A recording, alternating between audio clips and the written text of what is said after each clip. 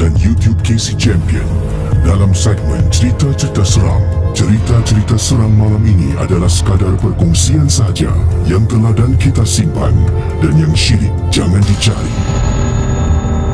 Malam Seram.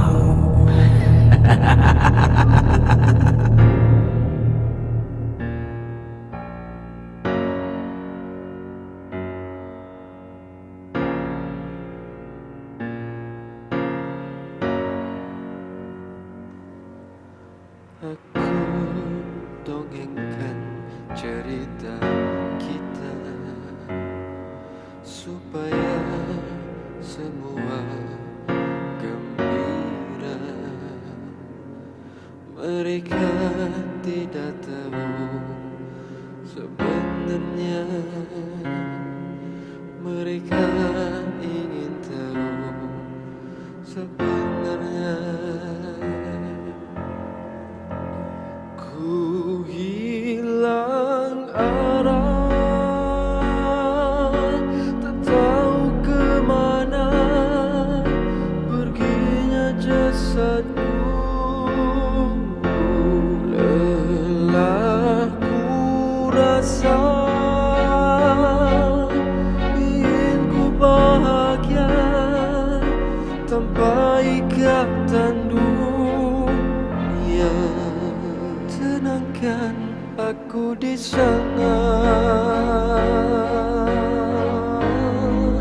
tenangkan aku di sana, tenanglah engkau di sana.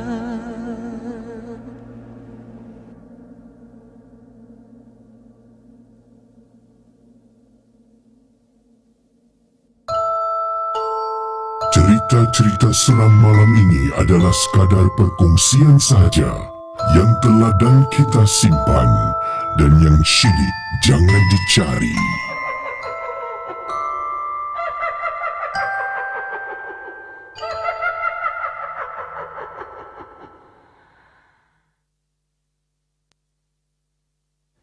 Apa kabar semua para penonton Malam Seram?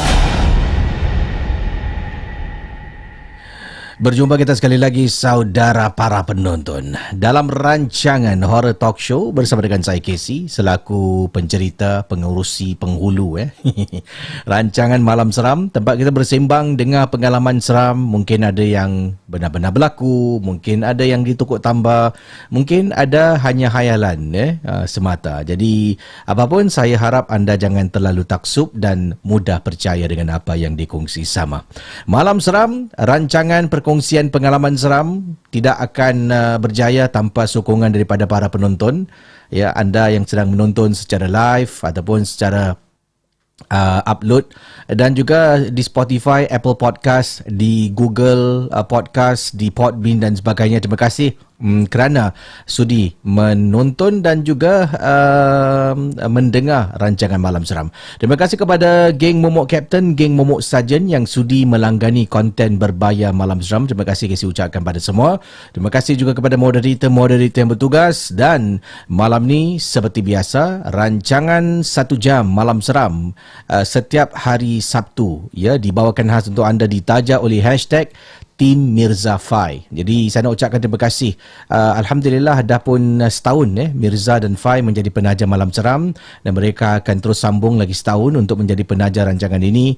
Jadi ini juga kerana sokongan yang anda berikan, kepercayaan yang anda berikan kepada dua ejen hartanah yang bertauliah, Mirza Subari dan Fai Muni daripada hashtag Tim Mirza Fai.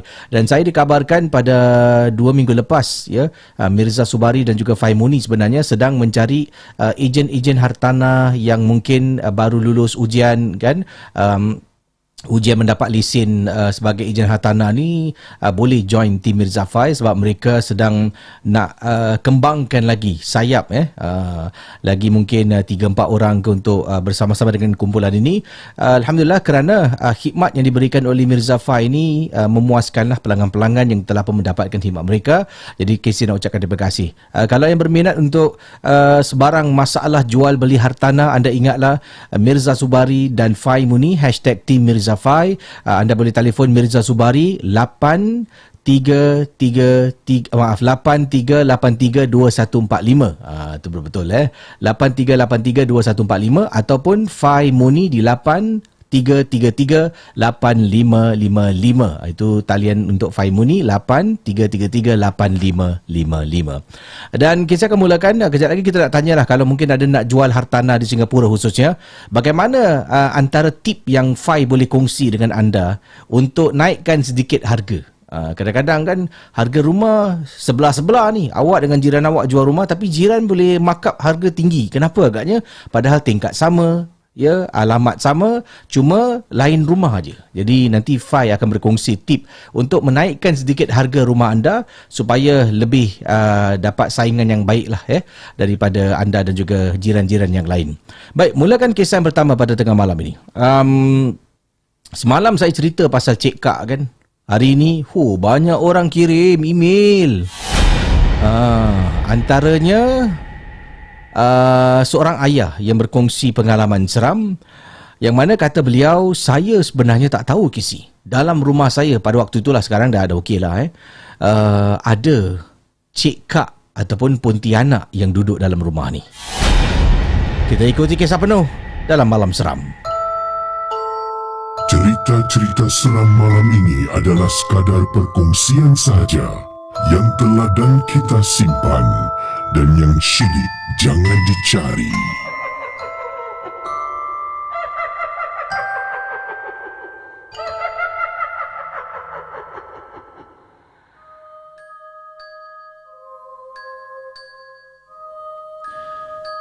Apa kabar para penonton Malam Seram? Nama saya Kisi boleh gunakan Isma. Saya nak berkongsi satu pengalaman kejadian seram dalam rumah saya. Sebagai seorang ayah dan juga sebagai seorang suami, ada kalanya kita ni suka sangat menolak tepi beberapa perkara.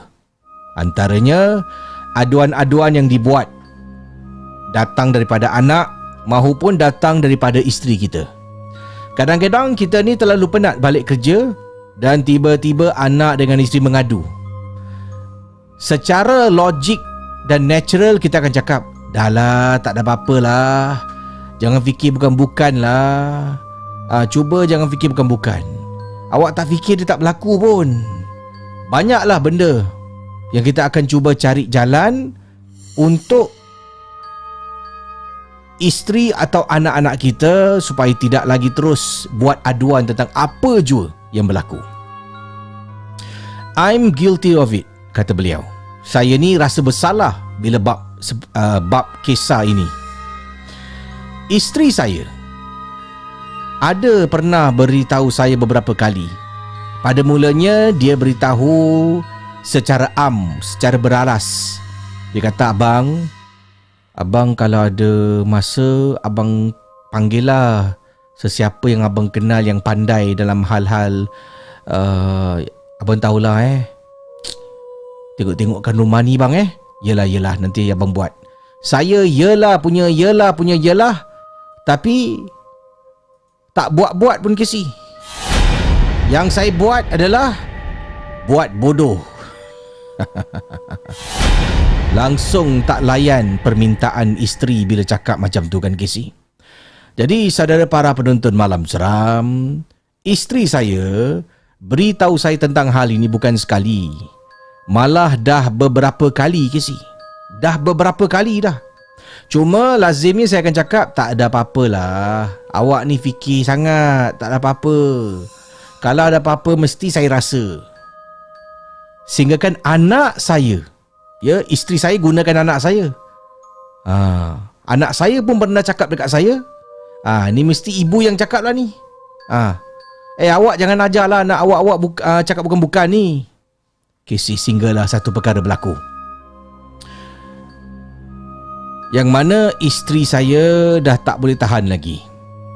Menurut isteri saya yang telah pun memberitahu saya hal ini beberapa kali, dia pernah ternampak Kesi pukul 1, 2, 3 pagi, kadang-kadang dia terbangun daripada tidur, dia ternampak ada orang tengah duduk dekat ruang tamu dekat dapur rumah kita ni, kita ada letak meja makan, dining table. Dekat situ nampak ada orang perempuan tengah duduk, berambut panjang ke si.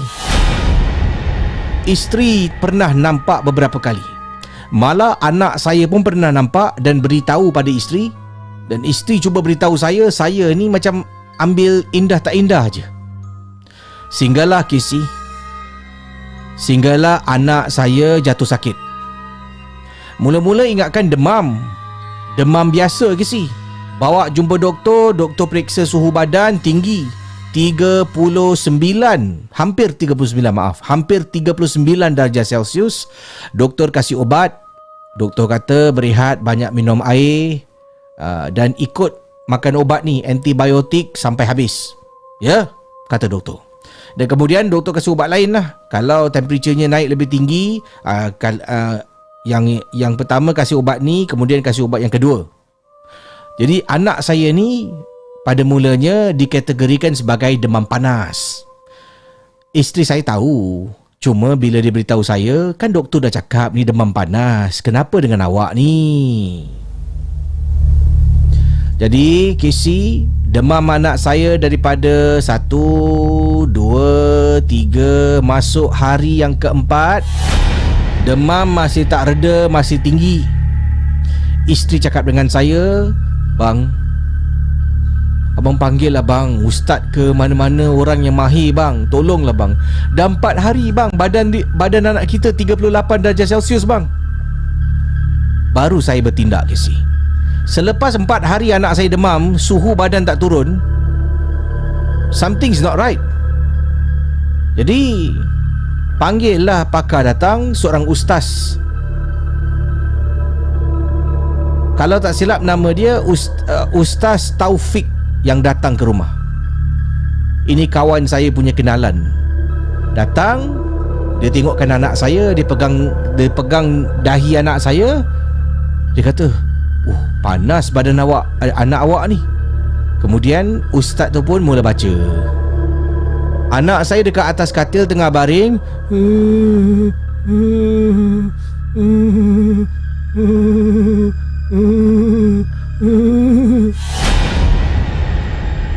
Sedang macam mengerang kerana mungkin badan terlalu panas.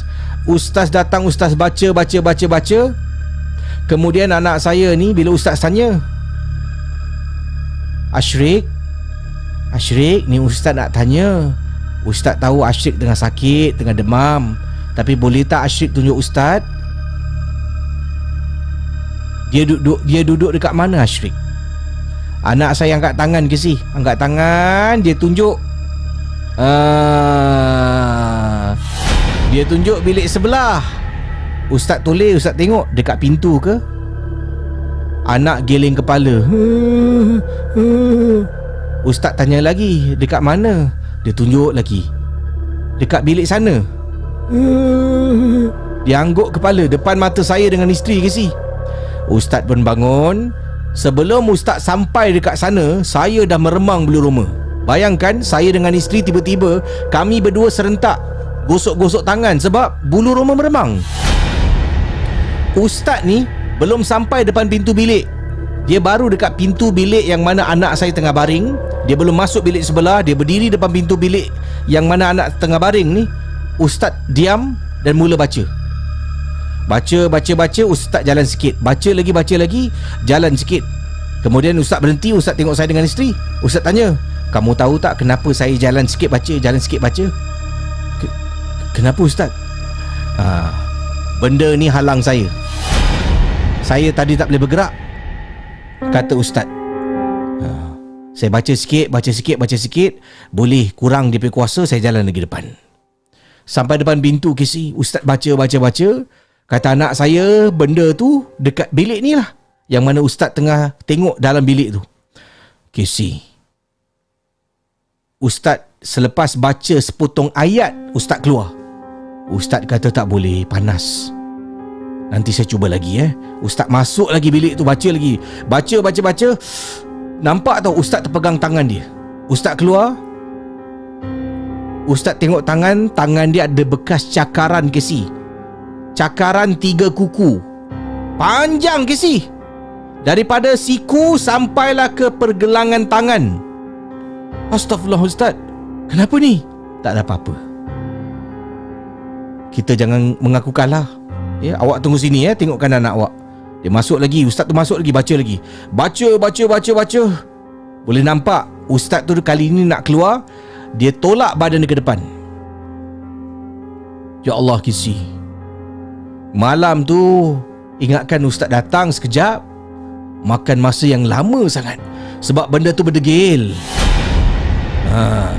Berdegil Kisi. Selepas habis semua, Ustaz pun jumpa saya. Ustaz cakap lain kali kalau ada benda ganjil yang berlaku dalam rumah yang bukan norma, cepat-cepat dapatkan bantuan. Jangan tunggu sampai macam ni. Macam ni dah susah sikit sebabnya dia dah ada beranak pinak dalam rumah. Isteri tengok saya berdiam aja Casey. Nak jawab apa? Isteri saya dah beritahu saya lama sangat. Itulah pengalaman saya. Anda sedang mendengar podcast dan YouTube cerita-cerita seram bersama dengan Casey Champion dalam Malam Seram. Bersama dengan saya Casey dalam rancangan Malam Seram Horror Talk Show. Dan saudara, terima kasih pada semua yang sedang menonton rancangan Malam Seram. Yang penting sekali kalau anda sedang menonton rancangan ini, tempat kita bersembang mendengar pengalaman kisah seram ya. Malam Seram ditajuk oleh #Team Mirza Fai, jual beli hartanah bersama dengan Mirza Subari dan juga Fai Muni. Okey. Yang ini kisah seterusnya. Ini datang daripada Zurah yang berkongsi pengalaman. Katanya di sini, Assalamualaikum Casey. Waalaikumsalam. Semalam Casey ada berkongsi kan kisah tentang mulut yang tak tu diam. Semalam ke? Saya rasa 2 hari lepas agaknya lah. Mungkin ni email dikirim semalam agaknya ataupun 2 hari lepas. Tak pastilah nanti saya tengok tarikhnya. So anyway, Zurah kata Casey ada kongsi tentang mulut yang tak tu diam kan, yang seringkali mengeluarkan kata-kata yang macam menghina. Busuknya. Saya pernah alami secara peribadi perkara yang agak serupa. Ini kisah saya, harap Casey bacakanlah pengalaman dalam rancangan Malam Seram. Cerita-cerita seram malam ini adalah sekadar perkongsian sahaja yang teladan kita simpan dan yang syilid jangan dicari.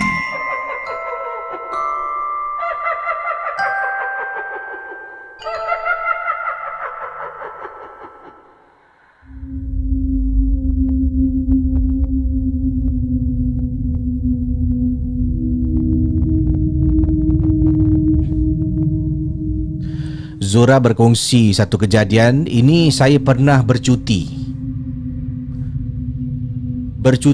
di Indonesia, Casey.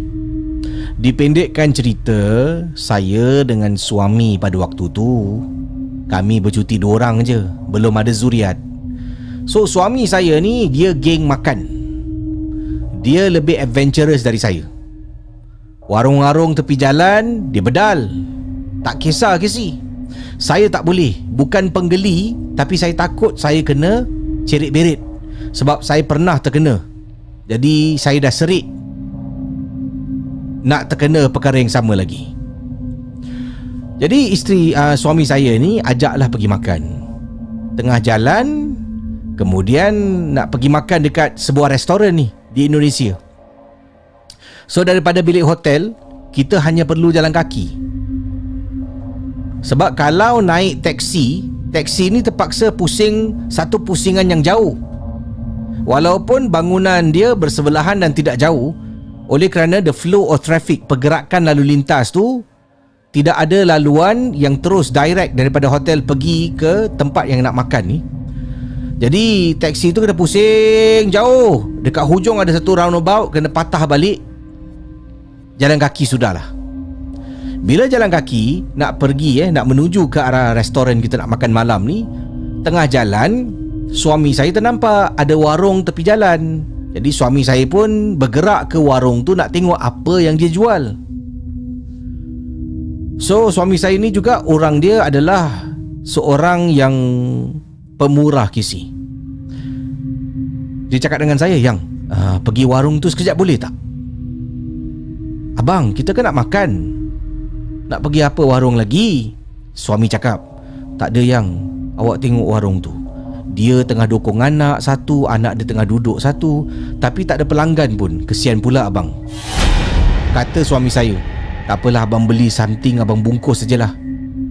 So suami pun pergi kisi. Warung dia teruk kisi. Kawasan dia agak kotor, sampah. Dan bila sampai dekat sana, suami tengah pesan makanan nak belilah, dengan niat nak membantu seorang ibu ni. Saya ni tengok kiri kanan, kemudian saya cakap, kotornya tempat ni. Cakap tapi saya rasa orang yang meniaga tu tak dengar. Saya cuma luahkan perasaan saya, memang tempat tu kotor ke si. Ada orang buka kedai makan tepi sampah yang membukit. Suami pun dah beli semua. Saya daripada warung tu, bila cakap kotornya, kita pun jalan pergi restoran ke si. Tanda-tanda yang saya ni dah kena ganggu mula berlaku bila kita naik lift nak naik ke restoran. Dalam lift ada nyamuk ke si? Dalam lift ada lalat ke si? Macam mana boleh keluar nyamuk? Dalam lift ada lalat. Seekor dua lah macam tu tengah terbang. So, lift ni ada lalat kotornya. Cakap dekat suami, awak ni pun jagalah sikit mulut tu. Zurah ni dimarah oleh suami. Jalan, saya dapati lalat tu macam ikut kita tau. Masuk dalam restoran ke si. Restoran dalam dia berhawa dingin. Restoran makanan dia kelas. Duduk tengah duduk, lalat hinggap dekat cawan, dekat atas meja. Banyak lalat. Kemudian saya cakap dengan suami, bang, apasal restoran ni banyak sangat lalat bang? Tak boleh lah bang, saya gelilah bang. Kita pergi tempat lain lah Suami kata, nanti dulu kita panggil manager. Manager datang, kita tanya, boleh kita tukar tempat duduk tak? Oh yes, boleh. Bisa. Ya, mau duduk di mana pak? Dia tanya. Saya mau duduk di tepi jendela. Oh bisa pak, bisa. Ya, bisa. Bapak ke sana, nanti minumannya akan diangkat. Duduk tempat baru ke si. Lalat datang masih banyak, kata Zura. Bang, banyak ni lalat. Saudara para penonton Malam Seram, sepanjang malam saya bad mood. Nak makan lalat datang, sampaikan tuan manager yang bertugas pun tak tahu kenapa dalam banyak-banyak tempat meja saya je yang banyak lalat. Dekat restoran tu kita dah tukar 3 kali tempat duduk. Yang pertama, yang kedua tepi tingkap, dan yang ketiga tempat lain. 3 kali tukar tempat duduk. Ketiga-tiga semua diganggu oleh kehadiran lalat yang banyak. Saya naik fed up ke si. Habis semua balik. Sebelum tidur suami ingatkan, suami kata, awak punya mulut nak kena jagalah. Awak tak fikir ke kenapa agaknya lalat tu cuma ganggu kita je? Kenapa dia tak ganggu yang duduk kat ujung, kat kiri, kat kanan, kat belakang kita? Kenapa kita seorang 3 kali kita tukar tempat duduk, 3 kali ada lalat? Mulut awak tu jaga. Kita ni dekat negeri orang. Marah suami saya Casey. Moral of the story, memang betul kadang-kadang ada tempat tu agak menjijikkan dari segi kebersihan. Tapi tidaklah perlu kita nak lafazkan. Kita sekadar tengok dan kita jauhkan diri kita daripada tempat seperti itu. Sekian, terima kasih. Selamat Malam Seram. Cerita-cerita seram malam ini adalah sekadar perkongsian sahaja yang telah dan kita simpan, dan yang syilid jangan dicari.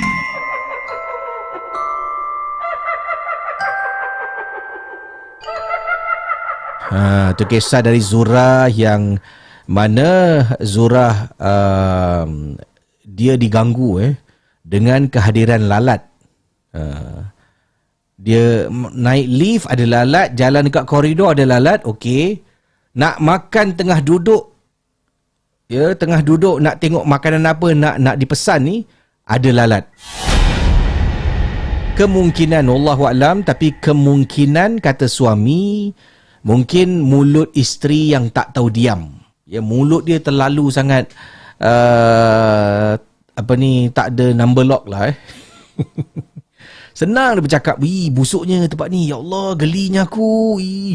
Jadi adakah ini mungkin angkara kenapa dia dan suami diganggu dengan lalat? Baik, kita berkongsi kisah selanjutnya dalam rancangan Malam Seram. Sekejap lagi kita akan berehat seketika dan Fai daripada #Team Mirza Fai, ya, Fai Muni akan kembali berkongsi satu tip untuk anda bagaimana nak menaikkan lagi, ya, meningkatkan sedikitlah harga rumah anda supaya dia berdaya saing lah. Jadi mungkin kalau nak tahu, nanti Fai Muni akan kongsi dengan anda sebentar nanti dalam rancangan Malam Seram.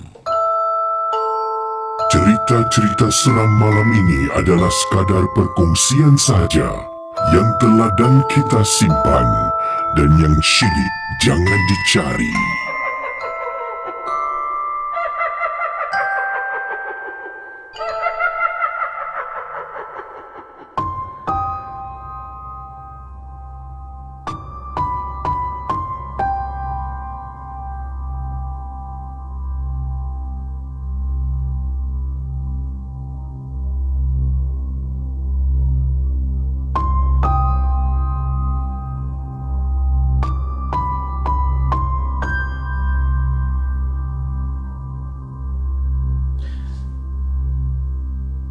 Okey.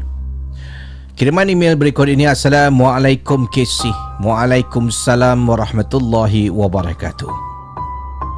Saya dah lama tidak mendengar rancangan KC kerana terlalu sibuk dengan kerja saya, dengan projek-projek binaan yang sedang saya laksanakan. Saya kembali untuk berkongsi kisah. Nama saya, kawan-kawan semua panggil saya Boy. Nama panjang saya Boy Iman. Saya nak berkongsi tentang salah satu projek di Seri Petaling yang mana saya menjadi kontraktor berkenaan dengan satu projek binaan. Pada waktu itu, Casey, kejadian ini berlaku apabila saya mendapat panggilan daripada kontraktor. Ada sebatang pohon yang nak ditebang, akan tetapi jentera semua tak boleh bergerak. Tiba-tiba jentera rosak. Hairan. Tapi bila gunakan alat-alat manual seperti menggunakan kapak nak tebang pokok, pokok tu seolah-olah macam mengeluarkan darah. Pokok tu mempunyai getah, kemungkinan getah warna merah. Tapi kita semua rasa pelik lah. Sebelum ni jentera rosak ataupun tak boleh bergerak, monggok. Kita ada gergaji memotong pokok yang menggunakan kuasa minyak. Bila kita tarik gergaji tu depan pokok lain, kita tebang, senang.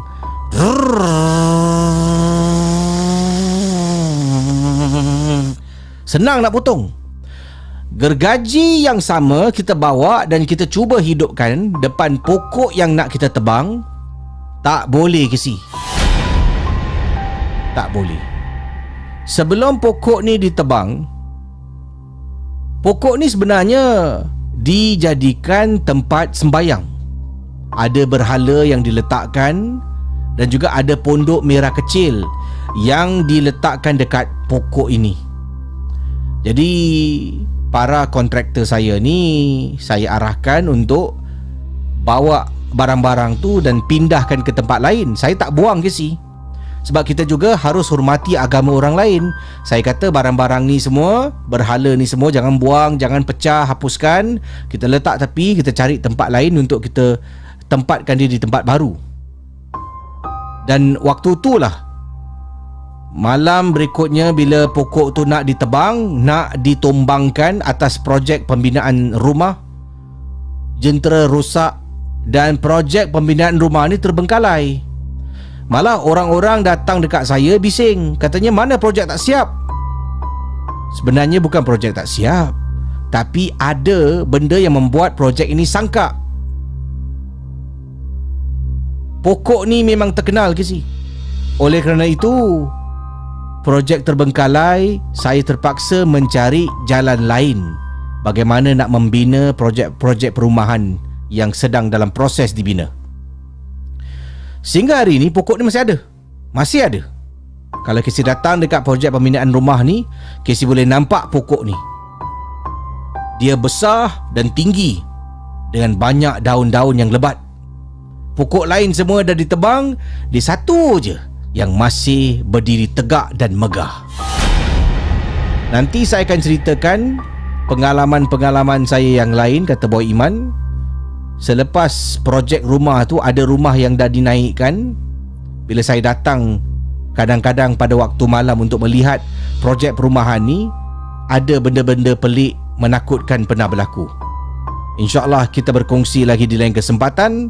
Dan terima kasih yang ikhlas daripada Boy Iman.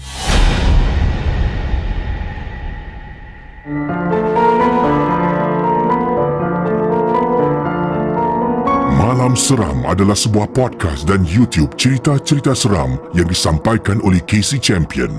Jangan mudah percaya. Okey, itu kisah daripada Boy Iman tentang sebuah projek perumahan. Katanya projeknya terbengkalai ataupun terbiar dan sangkak kerana dia cuba nak menebang kontraktor yang dia telah pun bayar untuk tebang pokok-pokok untuk bersihkan semak samun hutan-hutan. Ada sebatang pohon ni tak boleh jentera rosak, tak boleh bergerak. Dan malah bila gunakan manual, pokok tu ditebang dengan parang dengan kapak. Pokok tu macam seolah-olah mengalirkan darah warna merah lah macam darah warna merah tu dan keluar daripada pokok berkenaan. Mungkin getah pokok tu lah, sebab ada pokok getah dia merah ada yang putih, ada yang merah. Jadi itu yang dikongsi oleh Boy Iman. Dan katanya nanti ada kisah-kisah yang lain tentang pengalaman di tapak binaan yang beliau nak kongsi. Terima kasih. Baik, kita berkongsi kisah yang mana mungkin ada di antara anda, mungkin kalau ada pernah dengar cerita tentang pokok mungkin pernah dengar cerita tentang pokok pokok yang tak boleh ditebang atas sebab misteri yang tak ada jawapan yang tepat lah. Boleh kongsilah. Casey dulu ingat tak ada pokok dekat kawasan ni?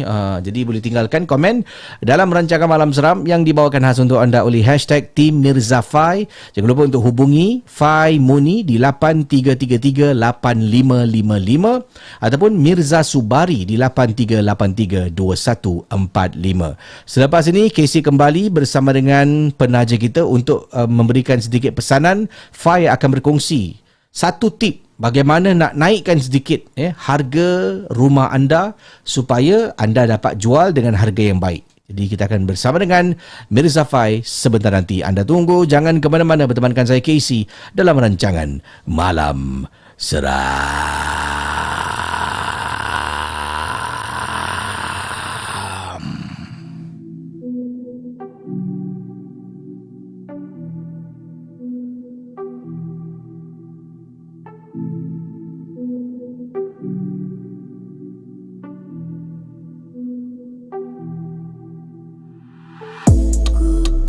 Terjaga dari tidur, ku mendengar kau memanggil.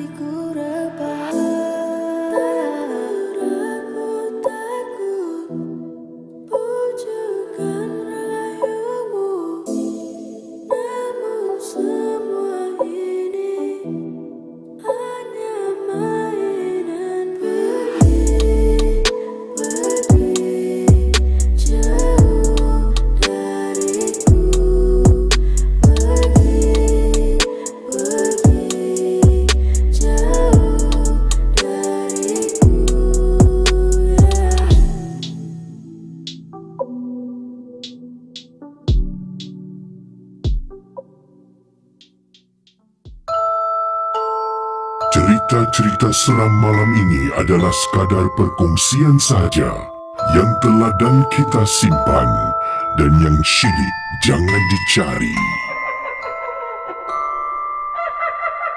Okey, sebelum saya baca kisah, boleh berikan saya lebih kurang dalam 3 minit, 3-4 minit untuk mendengar sedikit penjelasan daripada tim Mirza Fai. Yang ini di hujung talian kita ada Fai Muni.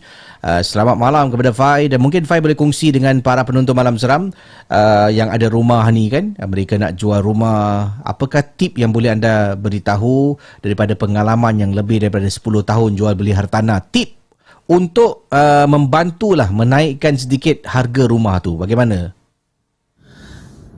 Selamat malam saya ucapkan kepada tim Malam Seram. Okey, nama saya Fai dari tim Mirza Fai. Okey Casey, pada malam ini Fai akan berkongsi tentang bagaimana untuk mendapat harga yang tinggi apabila menjual rumah anda. Okey. Ini adalah soalan yang selalu ditanyakan oleh pelanggan-pelanggan kami Casey. Selalunya penjual mahu menjual rumah dengan harga yang tinggi. Okey. So siapa yang tak nak ada untung lebih kan Casey bila mereka menjual rumah. Okey. So bagaimana kami dari tim Mirza Fai melakukannya? Okey. So selalunya semasa berjumpa dengan pelanggan, kami akan berbincang dahulu dan buat kira-kira yang teliti. Okey, kami akan make sure pelanggan faham trend pasaran rumah sekarang dan apakah options ataupun pilihan yang mereka ada. Okey, so selepas itu kami akan meneliti seluruh rumah pelanggan, okey, dari ruang tamu, dapur sehinggalah ke master bedroom. Okey, kami akan beritahu pelanggan okey apa dan bagaimana rumah anda harus dikemas. Selepas itu barulah kami akan datang dan mengambil gambar.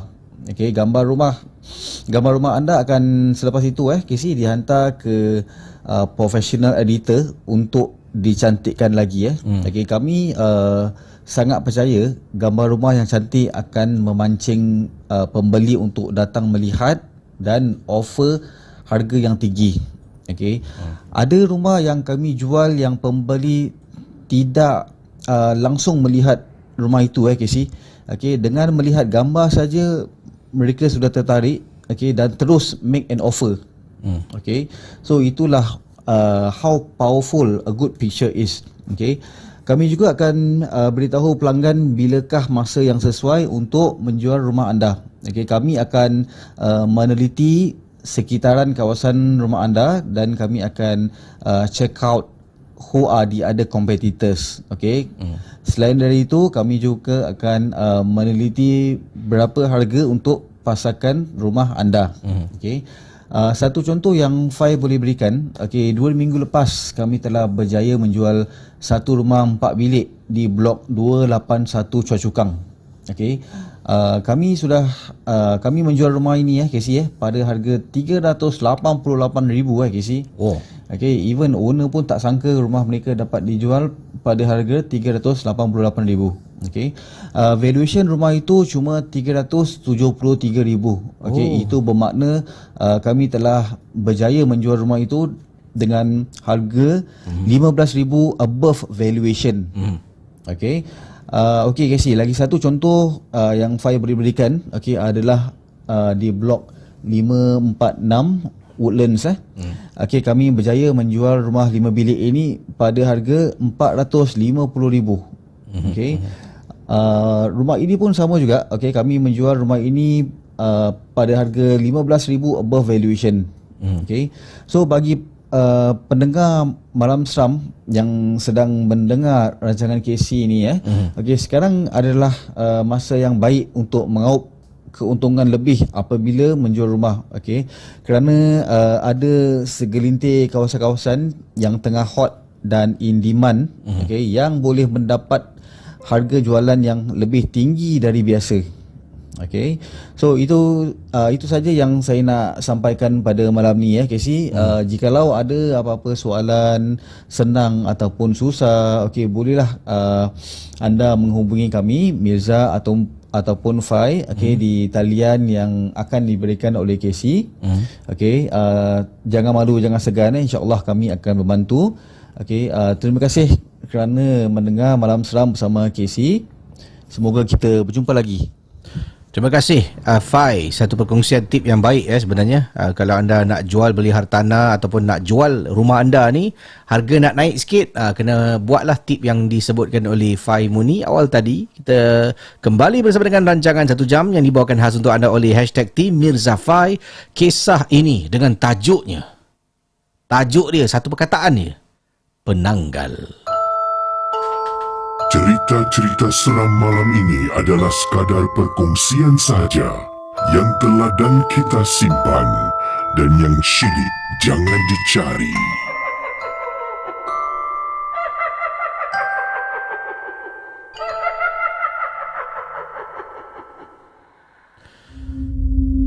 Tajuk email yang saya terima daripada kiriman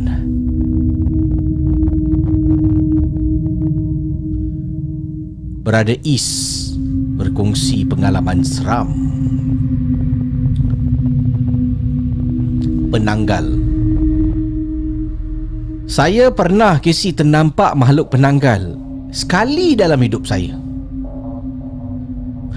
Saya bukan nak cakap saya tak pernah lah nampak hantu, tapi selalunya cuma dengar dan rasa takut.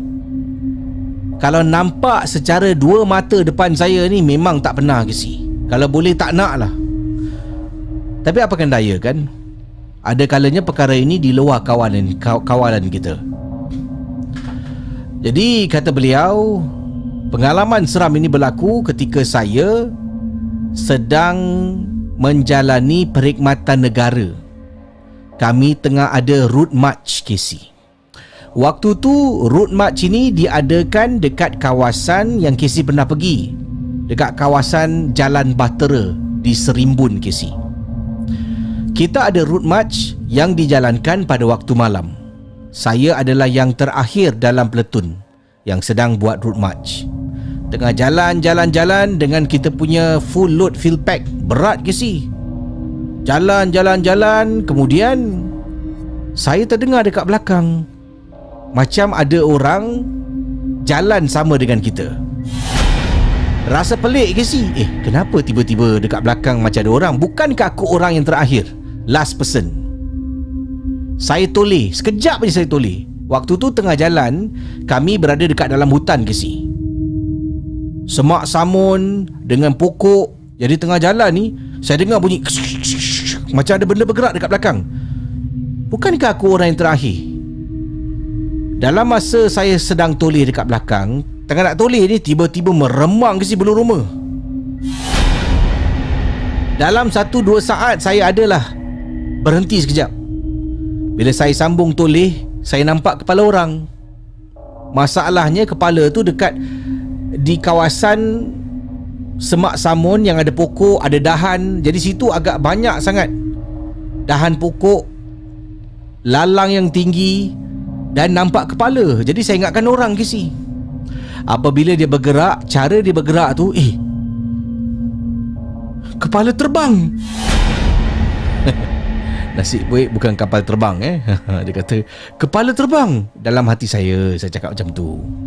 Sekejap ke si, toleh dalam 2-3 saat nampak kepala tu. Saya tengok tu, zup, laju ke si, ditinggalkan dekat belakang.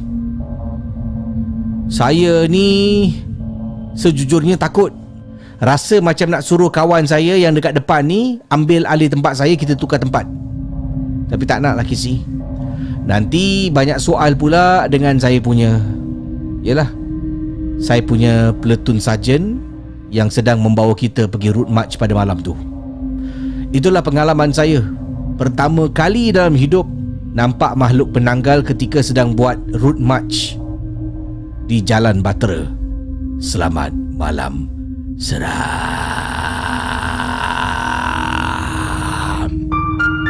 Anda sedang mendengar podcast dan YouTube cerita-cerita seram bersama dengan Casey Champion dalam Malam Seram.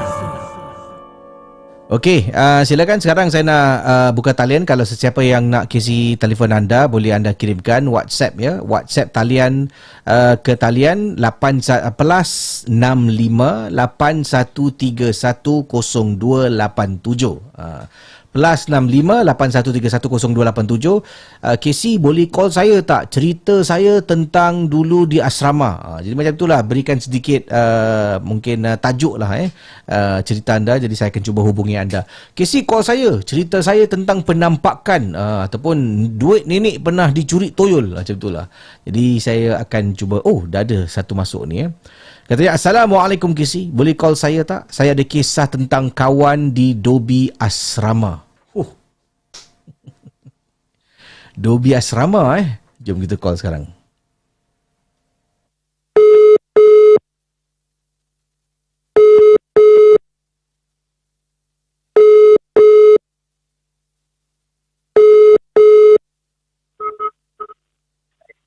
Hello. Assalamualaikum, Casey. Waalaikumsalam warahmatullahi wabarakatuh. Siapa bercakap ni?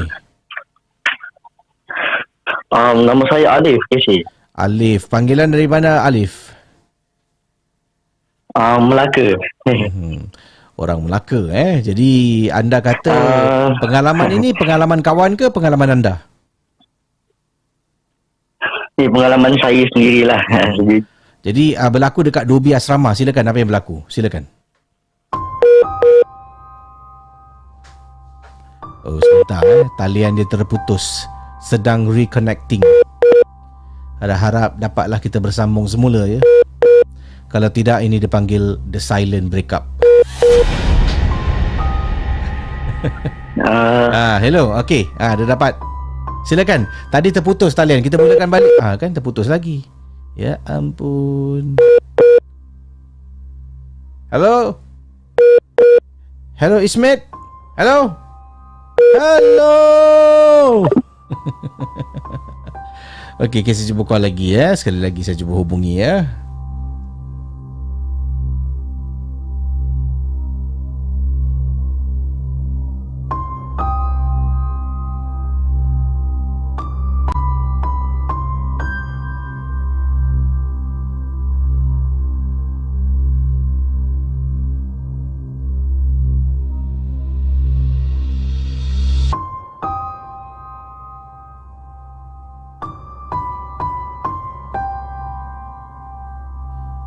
Saya rasa tak boleh lah ya. Mungkin network di sana kurang baik sangat. Jadi saya akan bacakan kisah. Boleh yang lain kalau nak Casey hubungi anda, boleh terus kirimkan voice note ya. Kalau tak dapat berkongsi melalui panggilan secara live, boleh kirimkan voice note dan Casey tetap akan bacakan kisah-kisah anda melalui kiriman ataupun ketengahkan kisah-kisah anda melalui kiriman voice note. Okey, seterusnya kisah. Jom.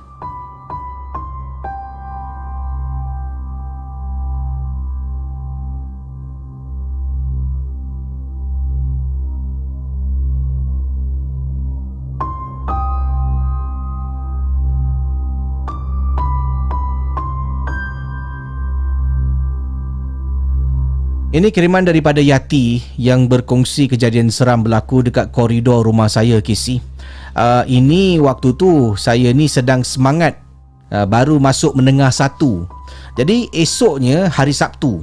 Dia kata Yati, dia baru masuk menengah 1 dan keesokan hari adalah hari Sabtu. Hari Sabtu tu adalah hari di mana ada core curriculum activity ya, ataupun CCA ataupun ECA lah. Dulu ECA, kemudian dipanggil CCA Jadi CCA ni adalah satu saya rasa mungkin acara tambahan yang seseorang pelajar ni ambil untuk libatkan diri dalam satu aktiviti di sekolah lah ya. Ada pasukan pakaian seragam seperti pasukan NCC NPCC macam itulah. Jadi pengakap ya, pandu puteri, ini adalah pasukan pakaian seragam yang mereka hadiri, mereka terlibat sama setiap hujung minggu di sekolah. Jadi pada menengah 1 ni dia terlibat sebagai salah seorang anggota kadet NPCC. NPCC ni adalah pakaian seragam polis lah. Jadi kalau ada ura-ura nak cuba jadi polis junior kan, dekat sekolah ada Kalau NCC tu National Cadet Corps, kalau tak silap saya, National Police Cadet Corps adalah NPCC. Dan dia semangat lah. Dia menengah 1 tu dia dapat masuk Dan keesokan hari itu adalah acara NPCC kan. Saya pula nak polish boot. Saya dekat luar rumah Casey. Dah siap dah alaskan. Ini saya dah baca kisahnya, jadi saya berikan sedikit gambaran ataupun yang ringkas lah tentang apa dibuat kat luar rumah tu sebelum klimaks pengalaman seram berlaku. Dekat luar rumah, adik-beradik semua dah tidur. Mak saya, abah saya dah tidur. Saya seorang bentang surat khabar dekat koridor rumah. Kemudian tengah polish boot saya gunakan kiwi. Lama ni polish Casey, sebab besok ada parade inspection lah. Jadi saya tengah polish kan. Tiba-tiba Casey, saya dengar orang panggil saya tau. Casey tahu macam bunyi air freshener yang psst, psst. Dia panggil saya macam tu, psst, psst. So pada mulanya saya dengar bunyi tu, cuma saya tak rasa ada orang panggil saya. Sebabnya waktu tu dah terlalu lewat malam. Saya pula ni tengah semangat ni, tengah polish boot. Dan second round dia panggil lagi Casey, psst, psst. Ya Allah Casey, waktu tu saya mula cari. Saya tengok sebelah kanan, saya tengok sebelah kiri. Dekat koridor rumah saya ni tak ada orang. Sampaikan saya jenguk rumah jiran saya, ada tak jiran saya kat sebelah ni panggil? Tak ada orang. Siapa yang panggil aku ni?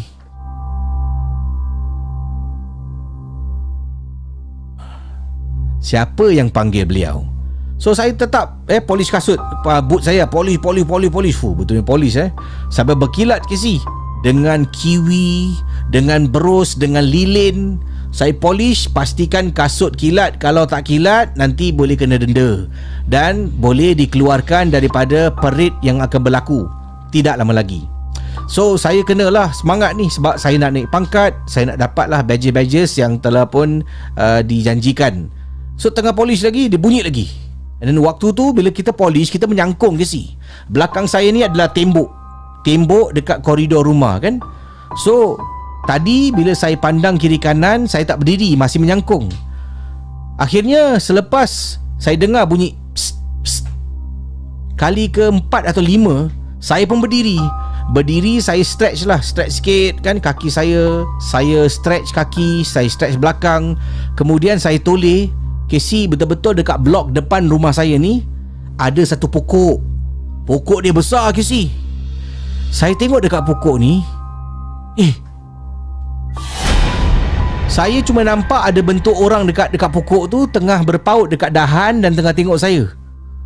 Dan bila saya tengok dia, tiba-tiba we had an eye contact. Benda tu senyum ke si? Ya Allah. Saya tinggalkan boot saya dekat luar, semua tinggalkan dekat luar. Saya lari masuk dalam rumah, tutup pintu. Gedebam kuat. Saya tutup pintu.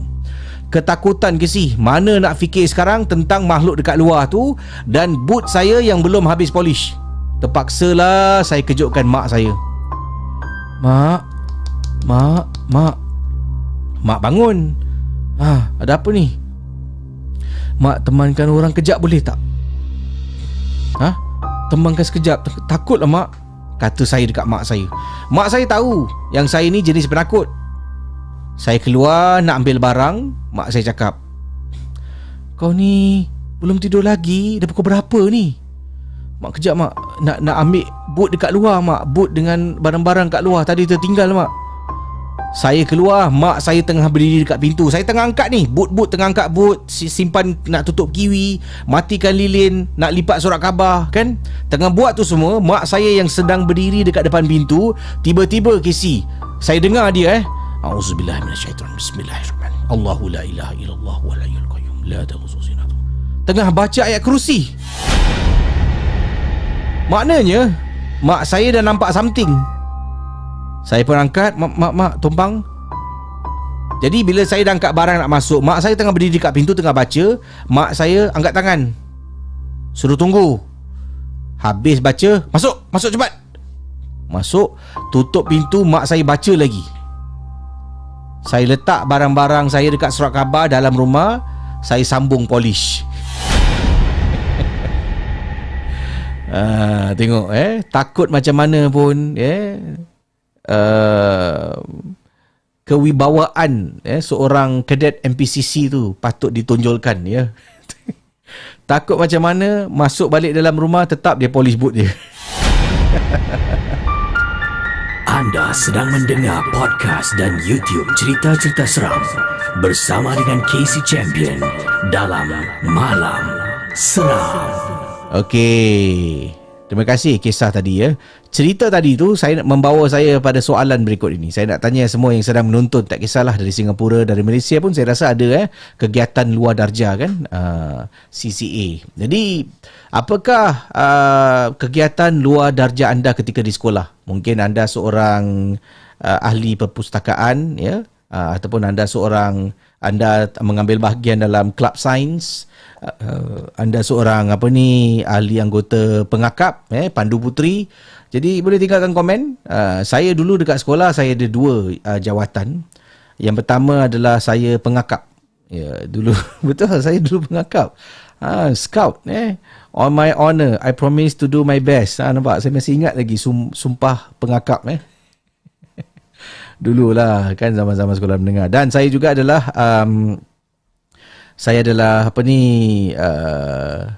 bekas presiden kelab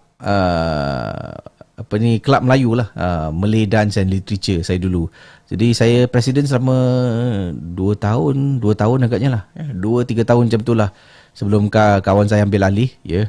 Dan juga pernah mewakili sekolah dalam beberapa lagi acara yang lain lah. Itu dulu ingat lagi lah dulu. Pengakap dia best. Sebab best apa tahu? Orang lain semua sibuk marching. Setiap minggu kalau datang kegiatan luar darjah, ya, setiap hari Sabtu tu kan, NPCC, NCC, military band ataupun brass band semua sibuk marching.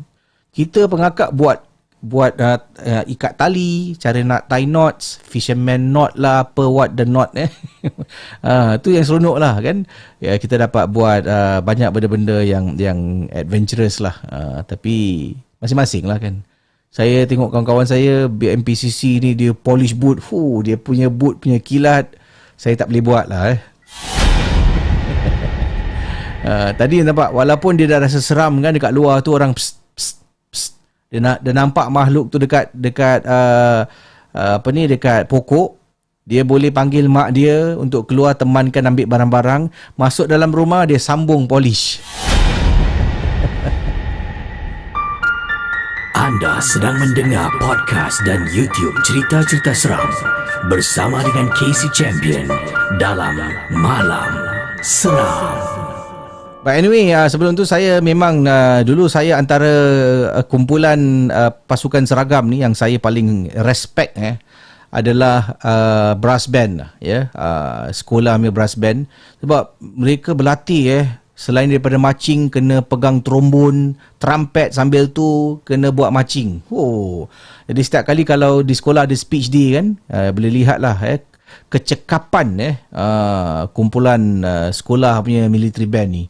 Kita tengok macam amazing dia boleh joget sambil berjoget marching, pegang benda yang berat tu, main trompet lagi, saxophone, ada yang drum. Habis drum meja dia boleh campak tu kayu. Itu betul. Itu perlukan latihan yang banyak sangatlah So anyway, kepada anda yang ada masuk band, cakaplah dulu main military band, anda main French horn ke, main trumpet kalau main trumpet teringat Mazna ke tu. Okey, yang ini terima kasih atas komen-komen anda. Saya ada terbaca tadi yang masuk MPCC, NCC lah. Ini datang daripada Miss Attitude Yes KC, saya dulu main saxophone, player military band. Saxophone betul lah, military band ni dia punya kecekapan dia lain sikit lah. Marching, kena joget, main instrumen. Macam mana sih?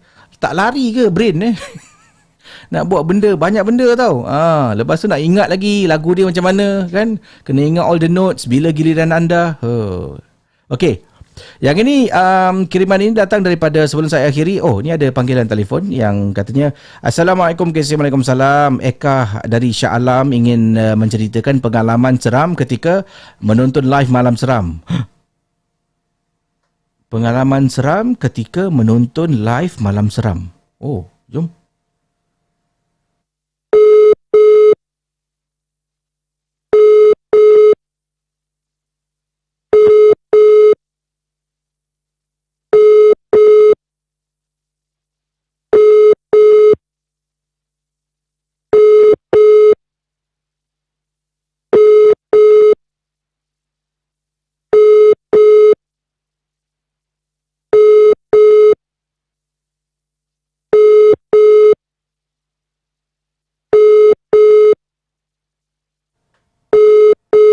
nampaknya dia betul-betul kena ganggu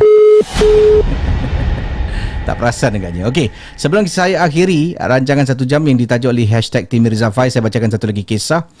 Ini datang daripada seorang mana tadi? Okey. Nama beliau Adib. Ya, Assalamualaikum Bro KC. Waalaikumsalam. Nama saya Muhammad Nur Adib. KC boleh panggil saya Adib. Saya adalah guru tuition dan lazimnya saya pergi ke rumah pelajar saya untuk mengajar tuition. Dan paling lewat saya pernah habis tuition saya. Paling lewat itu masa nak dekat musim peperiksaan. Pukul 11 baru saya balik daripada rumah pelajar. Ini pernah berlaku pada diri saya ketika saya mengajar seorang pelajar yang menetap di Tanglin Halt. Saya ingat lagi, saya pergi rumah dia, di Tanglin Halt. Pergi rumah dia untuk ajar tuition sebab dia nak menduduki peperiksaan PSLE, tamat sekolah rendah lah. Dan saya ajar dalam mata pelajaran iaitu mathematics. Jadi setelah ajar semua, jam 11:10 baru saya keluar daripada rumah dia. Dan saya menujulah ke arah bus stop untuk balik rumah. Takut-takut nanti terlepas kan bus. So daripada rumah dia nak pergi bus stop, main bus stop. Casey bayangkan kalau mungkin anda yang duduk dekat kawasan Tanglin Halt faham tentang apa yang saya alami. Ya, bus stop dia dekat MRT, Commonwealth MRT, tu bus stop dia. Saya pula rumah student saya ni dalam sekali Casey. Dia sebelah dia track kereta api.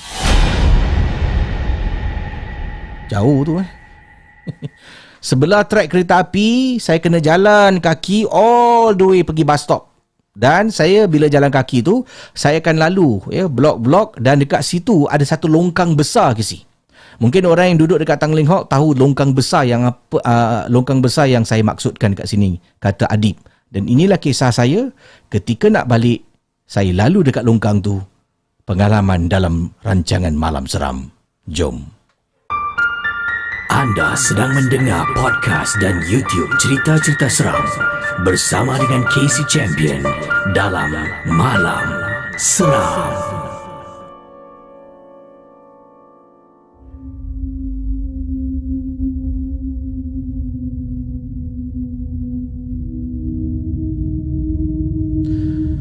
Okey, pengalaman daripada Adib. Bila saya sampai dekat longkang tu, di Tanglin Halt ada satu longkang besar. Saya berada dekat longkang tu, tiba-tiba saya ternampak dari jauh ada benda putih ke si. Jadi dari jauh saya ingatkan tu burung. Sebab saya pernah nampak beberapa kali burung jenis crane, yang mana burung tu putih, kaki dia halus panjang. Saya pernah nampak ke si beberapa kali dekat kawasan tu. So dari jauh saya nampak benda putih dalam longkang, saya ingatkan burung. Semakin dekat, bila saya tengok, Kesi, saya nampak ada perempuan ni lah tengah menyangkung baju putih, rambut panjang Kesi. Apa perempuan ni buat dekat dalam longkang ni Kesi? So, saya pun berdiri sekejap, saya tengok, saya perhatikan perempuan ni. Kemudian ada pasangan lelaki perempuan Cina yang lalu dekat jembatan longkang ni. Dia tengah lalu ni. Dalam hati saya bila dia lalu dari ujung, nak tanya tak nak, nak tanya tak nak. At last dia lepas kan, saya tak beranilah nak tanya. Sebenarnya tujuan saya nak tanya, apa perempuan ni buat kat bawah Nak panggil polis tak? Minta tolong, mungkin dia jatuh ke? So the first couple lalu dan saya tak tanya sebab saya tak tahu, takut nak tanya ni. And then datang seorang perempuan Cina tua, nyonya ni tengah jalan, nak tanya tak nak tanya, tanyalah. Anti ni berhenti. Duan. Anti ni cakap dengan saya, duan. No, anti dia. Wah, bukan jual barang anti. Saya cakap dengan anti itulah dalam bahasa Melayu. Anti tu, apa mu? Dia tanya saya, nak apa? Anti, you nampak itu perempuan dekat dalam longkang tak? Itu perempuan mau panggil polis tak? Wah, rasa dia jatuh lah, kata saya dekat anti ni. Mana, wah sudah tua lah, ini gelap lah, tak ada nampak lah. And then anti ni cakap, no anti sini. Itu perempuan itu. Memang Casey, dalam longkang tu gelap. Dan bila perempuan tu tengah menyangkung tempat tu memang gelap, tak ada lampu. Anti tengok itu situ, saya tunjuk lagi. Tiba-tiba hanti ni cakap, "Haya, kui ah. Kui ah, kui." Dia jalan. Duan, tak mau dia jalan. Kui. Hey, kui ah, kui.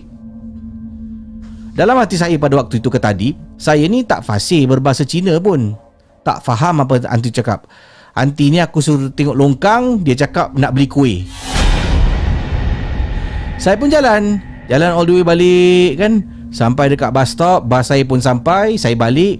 Dalam perjalanan saya masih terbayang ke si perempuan berbaju putih tengah menyangkung rambut panjang duduk dekat dalam longkang di Tanglin Halt.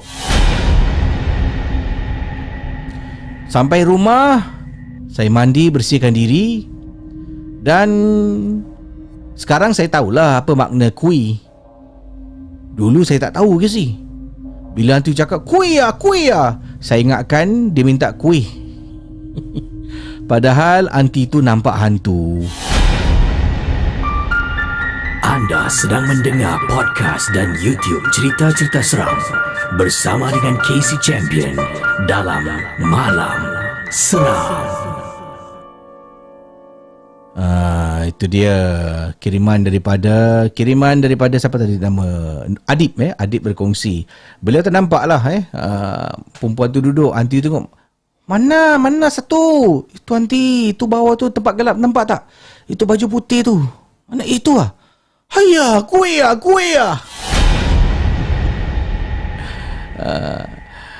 Dan kemudian kat sini ada komen-komen kata, Casey, gui tu dalam bahasa Mandarin hantu Casey. Oh, hantu ya, saya cuba Google Translate sekejap Translate. Okey. Translate Malay to Mandarin Okey, Mandarin. Ada tak? Tak ada Mandarin pun sini. Okey. Try cari Chinese simplified. Okey, best. Okey, saya type hantu hantu. Gui hun. Oh, gui hun lah. Tapi nanti cakap gui apa? Sini tulis gui hun. Saya cuba Chinese traditional. Gui hun juga. Gui hun. Tapi dia kata gui ah. Mungkin samalah bunyi dia Dia short form lah kan. Yelah, macam kita tak nak panggil Pontianak, kita panggil kakak cantik Okey, saudara, dengan ini tamatlah rancangan 1 jam yang dibawakan khas untuk anda, ditaja oleh #Tim Mirza Fai. Jangan lupa kalau nak cari ejen hartanah yang bertauliah, yang mana saya rasa khidmat mereka dah pun berkembang kan, dengan tambah anggota baru, dengan mereka nak tambah lagi yang baru untuk expand the team, #Tim Mirza Fai. Ini menandakan ramai yang berpuas hati dengan khidmat yang diberikan. Tapi dalam beroperasi ni biasalah kadang-kadang ada perkara-perkara, cabaran-cabaran baru yang datang. Mirza Fai dan juga the team Mirza Fai ni akan cuba sedaya mereka yang mampu untuk menangani setiap masalah yang datang. Betul, kadang-kadang nak jual rumah ni mula-mula dah settle tau. Tiba-tiba alamak, ini pula tak approve, ini pula tak kena, ini pula tak dapat. Jadi mereka akan cuba sedaya yang mampu untuk memastikan anda akhirnya dapat hasrat dan hajat anda, iaitu jual ataupun beli hartanah.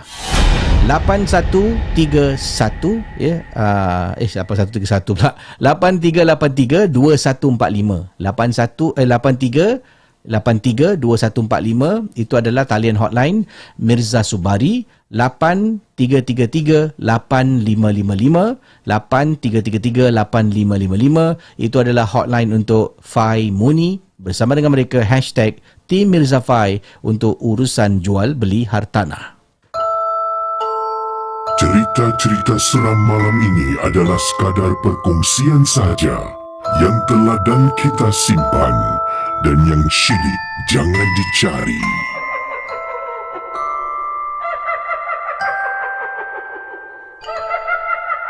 Okey, jom kita sambung lagi sedikit malam seram ya. Biasalah kita akan tambah sikit beberapa cerita lagi. Ini saya ternampak ni daripada Alice Bamahaj, kata Gui Hun is ghost spirit. Oh, Gui Hun ghost spirit Okey, baru tahu Gui Hun lah ghost spirit. Kalau Kui itu hantu nama dia Okey. Yang ini kisah mana tadi? Yang saya telefon Casey, sorry Casey, tadi tak perasan Casey call. Okey, kita call lagi. Jom. Harap jawab panggilan lah. Pengalaman seram ketika mendengar malam seram. Ada.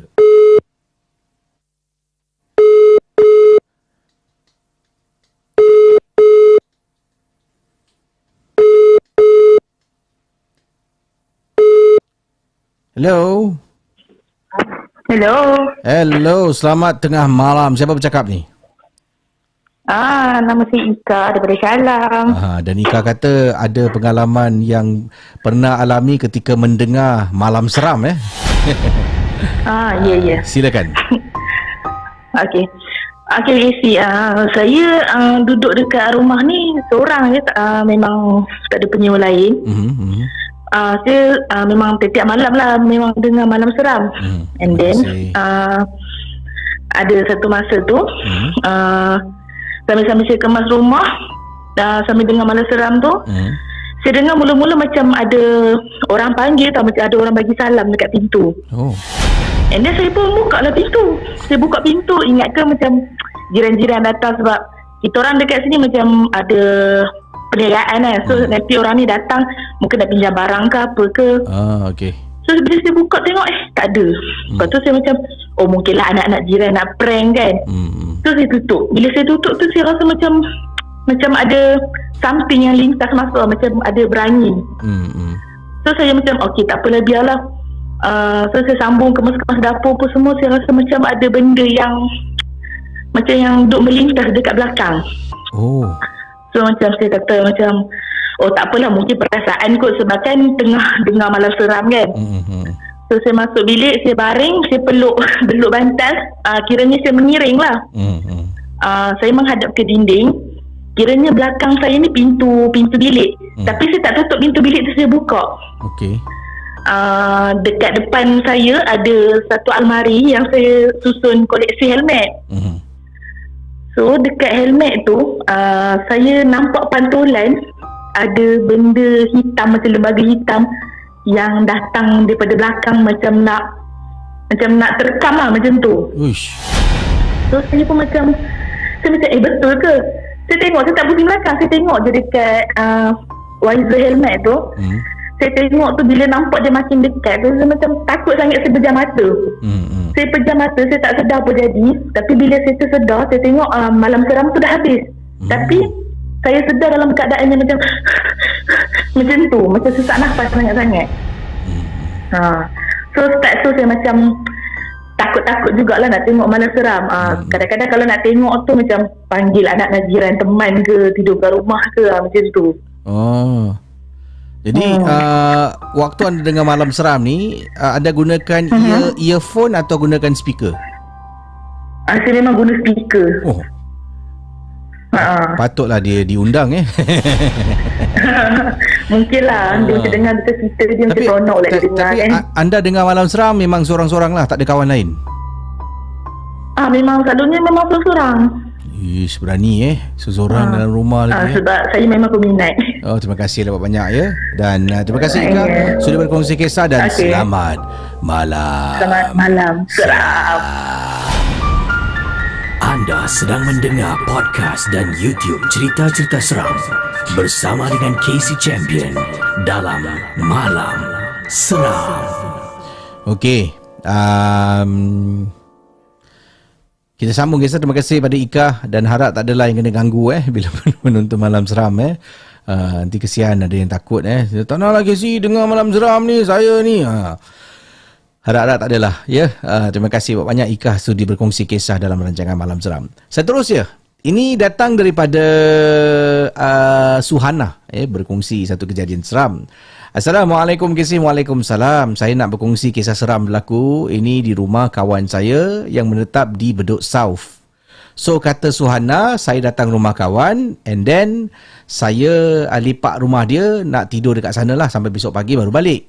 So selepas datang dan duduk sebelum masuk sebelum 10 malam tu, kita memang rancang nak turun bawah pergi kedai untuk beli tidbit lah, beli aiskrim, beli air. Jadi beli bawa naik atas nak tengok movie sambil kita makan kan. And then kita pun keluar rumah pukul 9 malam sebab kedai tutup pukul 10. Sampai bawah and then bila naik atas rumah tu. Bila naik atas tengah jalan dekat koridor, kawan saya cakap dengan saya. Dia kata, Ana, rumah jiran sebelah aku ni dah lama kosong tau. Ya ke dah lama kosong? Kau tengoklah depan rumah dia, berapa banyak surat khabar dia. Tak angkat, tak dibaca pun. Memang ke si, saya ada perasan jiran sebelah ni rumah dia memang penuh dengan surat khabar. Banyak sangat dekat celah-celah gate tu orang yang hantar surat khabar dan letakkan surat khabar kat depan tu. And then saya tanya kawan saya, kenapa? Dia pun cakap, kau cuba ketuk rumah dia sikit. Mana tahu owner kat dalam. Kau ni main-main pula, tak nak lah. Jadi saya takut ke si, saya tak nak buat.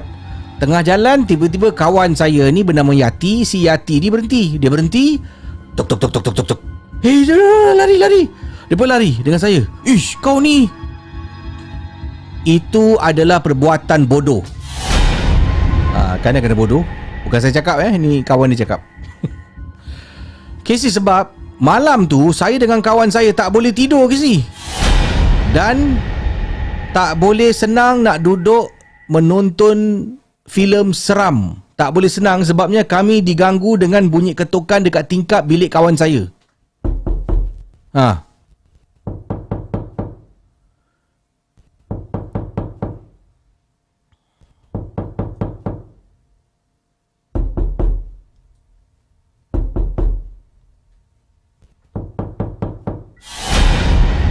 Saudara para penonton malam seram, mula-mula dengar orang ketuk tingkap, kemudian cakap, siapa tu ketuk tingkap tu? Dan kawan saya ni, dia kata, ni adalah ni budak ujung tu. Dia kalau lalu depan bilik aku mesti ketuk tingkap bilik aku. Woi, yang ketuk tingkap lah. Kawan saya marah dia. Yati ni lah marah. Jadi Suhana kata, okey lah, ada penjelasan. Lah beberapa minit, tuk tuk tuk tuk. Tuk tuk tuk tuk tuk tuk tuk tuk tuk. Kawan saya pekik lagi. Hoi, jangan main tingkap lah, Saiful. And then buka tingkap. Bila buka dekat luar tak ada orang. Lari. Tutup balik tingkap. Tuk tuk tuk tuk tuk tuk. Dah jangan layan lah, bodoh sudahlah, jangan layan. So, kita berdua ni mempunyai tanggapan yang main ketuk tingkap. Menurut kawan saya Yati yang tinggal dekat situ, kata ini budak bernama Saiful yang tinggal dekat rumah hujung. Dia kalau lalu depan rumah Yati, dia suka ketuk tingkap bilik Yati. Jadi itu. Tapi masalahnya berkali-kali dia ketuk, kena marah sampai kita tak layan ke si. All the way tengah tengok movie dia main ketuk. Kawan saya pekik, dia ketuk lagi. Dia ketuk macam tu lah. Tiba-tiba saya, Yati, kau tak rasa pelik ke kalau tu yang buat Saiful? Takkanlah dia duduk kat luar sampai 1 jam dia main ketuk tingkap. Entah-entah tadi bila kau ketuk pintu rumah jiran sebelah, dia datang balik tak ketuk pintu rumah kau, tingkap rumah kau. Kawan saya tengok saya dengan mata terbeliak. Kau ni jangan takutkan aku lah. Engkau lah pergi ketuk. Kau dah tahu rumah tu tak ada orang. Sepanjang menonton filem seram, sepanjang itulah saya diganggu Casey. Saya dengan kawan diganggu. Sampai nak tidur pun dengar bunyi orang ketuk tingkap dan pintu.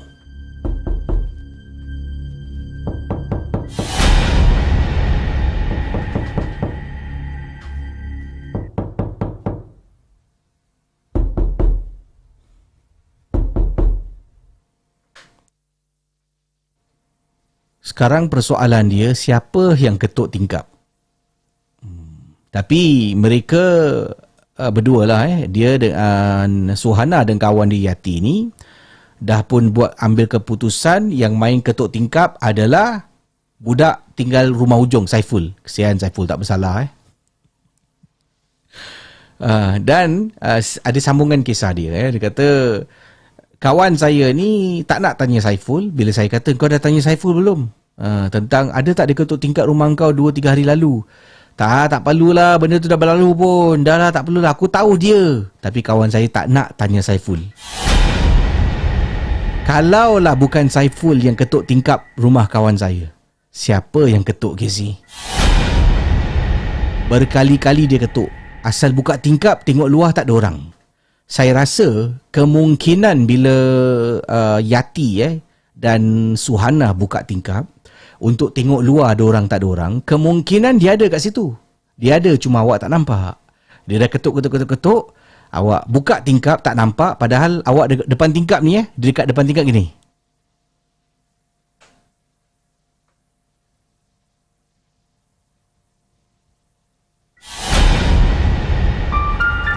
Anda sedang mendengar podcast dan YouTube cerita-cerita seram bersama dengan Casey Champion dalam Malam Seram. Itu dia kisah ya. Terima kasih Suhana kerana sudi berkongsi pengalaman seram anda. Memang seram kisah tadi. Kalau kita alami, dia main ketuk pintu, buka pintu tak ada orang, sepanjang malam dia ketuk, oi, nak tercabut jantung. Jadi kiriman daripada pengirim kita, siapa ni? Okey. Tajuk ni dia. Tajuk, jin sempat buat lawak ketika merasuk. Oh. Saya pernah pernah ternampak orang merawat seseorang yang kena rasuk ni. Jin ni boleh bergurau Dia boleh bergurau, dia boleh buat lawak lagi. Dan tukang merawat ni pun dia play along lah. Bermain dengan makhluk jin. Ini tajuk dia, jin sempat buat lawak ketika merasuk. Jom. Assalamualaikum. Waalaikumsalam. Selamat malam untuk Casey dan juga penonton Malam Seram. Nama saya Badrul. Saya nak berkongsi cerita kisah dalam seram. Sempat lagi jin buat lawak. Hal kisah dia macam ni, Casey. Dulu saya punya mak ni dia minat lah barang-barang hiasan. Dia sukalah beli barang-barang dekorasi rumah macam tu kan. Sampailah satu hari tu dia terlihat dekat satu grup dekat Facebook tu jual beli. Dia terlihatlah satu, saya pun tak pastilah palsu ke, alat muzik ke, dia macam kayu lah. Kayu tu ada ukiran seni. Memang cantik lah saya tengok Casey. Okay, so nak jadikan cerita, mak saya pun belilah. Okay, lepas dah beli apa semua, sampailah barang tersebut. So bila saya tengok barang tu memang cantik Casey. Ukiran dia, dia punya corak dia memang ukiran kayu yang cantik lah. Nak kata palsu pun ya, macam bekas kayu pun ya. So memang tengok mula-mula macam tak ada apa lah, tapi memang cantik lah Casey kan. Okay, so sampai satu hari tu, lepas beberapa hari tu, lepas hari kedua, hari ketiga, mulalah benda pelik-pelik berlaku Casey. Tiba-tiba rumah, contohnya macam lepas maghrib, rumah macam bau busuk tiba-tiba. Dan bila kita cari bau tu datang di mana-mana, tak jumpa Casey. Okay, dia kejap ada, kejap tak ada kan. Okay, so bila malam tu pula kadang-kadang ada orang cuik-cuik kaki, cuik-cuik badan, kadang-kadang bunyi pelik-pelik kan. Okay, so sampailah kita orang pelik lah Casey kan. Benda macam ni kita orang tak ambil kisah lah, mula-mula anggap benda tu macam biasa lah kan. So sampai satu hari tu, saya ada adik perempuan tu kan, tiba-tiba dia meracau Casey, meracau macam histeria Casey. So histeria, menjerit sana, cakap seorang-seorang. Dia macam bukan diri dia yang sebenar lah kan. So sampai kalau kita usik ke, kita nak bercakap, dia jerit Casey. So sampailah saya ni, satu keluarga ni buntu. Sampailah kita panggil satu imam ni lah, ustaz ke, saya tak ingat lagi sih, dah lama kan. So datanglah imam ni, dia ruqyah lah apa yang patut semua kan. Okay, lepas tu bila ustaz tu tanya si jin tu, awak ni datang daripada mana? Dia diam kasi. Lepas tu dia cakap, ustaz tu tanya lagi, siapa yang hantar? Lepas tu tahu tak dia jawab apa kasi? Dia jawab, pos laju. Lepas tu kita orang lah tengah seram, tengah takut yang tu. Nak rasa tergelak pun ada, nak rasa seram pun ada. So dia cakap, ustaz tu cakap, kau nak main-main dengan aku Kau apa urusan kat sini? Apa kau nak? Lepas tu dia cakap, aku nak balik tempat asal aku nak balik. Aku panas, aku serabut kat sini lah semua kan. So dia cakap, lepas tu ustaz tu tanyalah, kita orang sekeluarga ni ada ambil apa-apa barang ke, beli apa-apa barang tu. Lepas tu mak saya pun tunjuklah barang yang kita beli beberapa hari lepas tu. So tunjuk, ustaz tengok, benda ni ke. Lepas tu last sekali ustaz tu berurusan dengan jin tu, kamu keluarlah dari sini, aku lepaskan sambung, kamu jangan datang kembali lagi, dan aku akan bakar tempat yang kamu tinggal selama ni. So nak jadikan pengajaran kat sini, hati-hatilah kalau nak beli apa barang yang mencurigakan kasi. Okey, terima kasih. Assalamualaikum. Selamat malam seram. Anda sedang mendengar podcast dan YouTube cerita-cerita seram bersama dengan Casey Champion dalam Malam Seram. Nampak jin tu buat lawak Siapa hantar kau? Pos laju. Macam-macam kisah Okey, kisah berikut ini. Ini okey, sekarang saya nak kongsi kisah ni. Saya nak anda, ini antara kisah yang saya simpan, saya nak simpan kasih anda menghayati pengalaman ini. Tapi sebelum kita menghayati, saya nak bacakan kiriman-kiriman super sticker dan super chat yang Casey terima. Nak ucapkan terima kasih pada semua atas sumbangan super sticker dan super chat untuk Malam Seram. Terima kasih pada geng Momok Captain, geng Momok Sarjan juga yang sudi melanggani konten berbayar dalam rancangan Malam Seram. Okey. Malam ini sumbangan-sumbangan saya dapat, Masya Allah, Alhamdulillah. Cinta Hati Yayang, terima kasih atas sumbangan anda. Kita ada I'm Wak Laki, terima kasih. Hana Fafa, terima kasih Hana Fafa. 1 Hana Fafa, 2 Hana Fafa, terima kasih. NB Nyai Bunian untuk KC Fizao sarapan perata esok pagi. Amboi, terima kasih NB Nyai Bunian belanja perata. Kita ada Nita Jasmine, Assalamualaikum KC dan geng Momok. May Allah melindungi kita semua, amin. Sorry saya baru live pasal hari 2 tidur awal. Salam sayang buat Abang Roy. Untuk Abang Roy yang mungkin sedang mendengar daripada buah hati Intan Payung Gunung Ledang, Nita Jasmine kirim salam. Mesti Abang Roy malam ni terangkat sikit macam alamak. Dan sekali lagi sumbangan Masya Allah daripada NB Nyai Bunian. Okey semua, saya undur diri, ada tugas esok pagi, saya dengar reply bye. Terima kasih pada NB Nyai Bunian atas sumbangan anda. Ishas, terima kasih Ishas, super sticker. Wan Muhammad Hamdan, Masya Allah sumbangan besar daripada brother Wan Muhammad Hamdan. Assalamualaikum kepada semua yang saya hormati. Waalaikumsalam. Semoga Allah memberi kesihatan yang baik dan mengampunkan segala dosa-dosa kita. Semoga Allah murahkan rezeki kita juga. Amin ya rabbal alamin. Sumbangan ini buat apa yang perlu. Selamat berhujung minggu kepada semua. Daripada Wan Muhammad Hamdan. Terima kasih pada Datuk Sri dan Nita Jasmine kirimkan sekali lagi sumbangan super sticker. Kita ada Eri J, terima kasih Eri J. Sumbangan anda Siti Nurul Huda, terima kasih. Zafri Kusaini, terima kasih. Nur Ashikin, terima kasih. Zainuddin Hassan, terima kasih. Assalamualaikum KC. Waalaikumsalam. Single man di rumah, malam ni tak kerja, maaf lambat masuk, tadi saya terlelap. Geng Momok dan geng Spana, apa khabar? Daripada brother Zainuddin, terima kasih brother Zainuddin. Dan Anjak Boboy, doa buat semua dimurahkan rezeki. Dan salam sayang pada Bibi, Shasha, Kauthar, Tashir, love you all. Terima kasih pada Anjak Boboy. Semoga juga sekeluarga dirahmati dan diberkati ya. Lia, terima kasih. Diana Ariana Hani, terima kasih. Rosda Liana Dahlan, terima kasih sumbangan super sticker. Dan sekali lagi Lia, terima kasih sumbangan anda. Okey, kisah berikut ini. Kalau anda dalam situasi ni,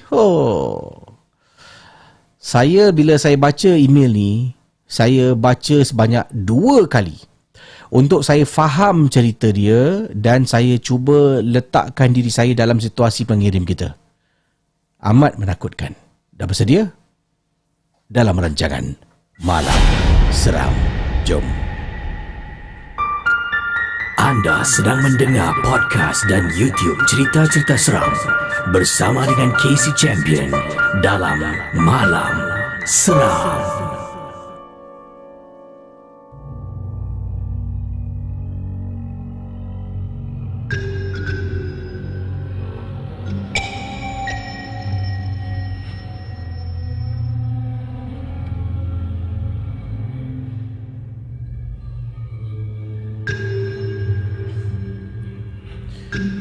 Pengalaman seram datang daripada pengirim kita. Ingin dikenali dengan Casey, jangan gunakan nama saya sebab saya ni masih lagi bekerja di tempat yang sama. Ini juga untuk melindungi tempat ni lah. Takut nanti selepas ni tak ada orang pula datang nak menderma. Saya ni salah seorang pekerja kebajikan. Ya, pekerja kebajikan di salah sebuah rumah tumpangan warga emas. Warga emas di rumah tumpangan ni dia ada pelbagai kategori, Casey. Antara kategori yang ada yang dipanggil ya fully independent. Maknanya dia boleh mandi sendiri, dia boleh semua buat hal sendiri. Makan, minum semua boleh. Kita boleh cakap dengan dia, Pak Abu, nanti pukul 4 jangan lupa makan ubat. Datang sini cari saya. Dia akan datang cari. Ini fully independent.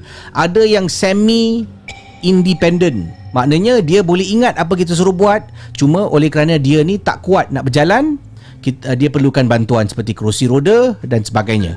Ada pula ya yang dipanggil dependent. Maknanya dia perlukan orang untuk tolong dia. Sebabnya dia tak ingat dan dia tak boleh bergerak. Ini satu kategori. Dan yang terakhir adalah kategori yang dikategorikan sebagai seseorang yang dah tidak berdaya. Ya, satu, dia tak ingat. Yang kedua, dia tidak berdaya kerana lemah. Dan kerana dia juga ada risk of falling. Maknanya dia boleh jatuh kan. Dia tak boleh uruskan, tapi dia degil, dia tetap nak buat juga. Macam orang kata, Cik Ma jangan jalan-jalan Walaupun dia nyanyuk, tapi dia boleh bergerak. Cuma dia akan buat benda-benda yang boleh menyakitkan diri dia, boleh jatuh tangga. Sebab di jalan ni dia tak kisah tentang keselamatan. Ini berbahaya.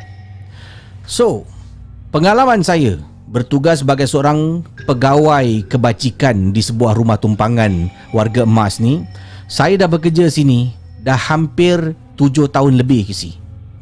Macam-macam kisah pengalaman saya pernah berdepan dengan orang-orang warga emas ni.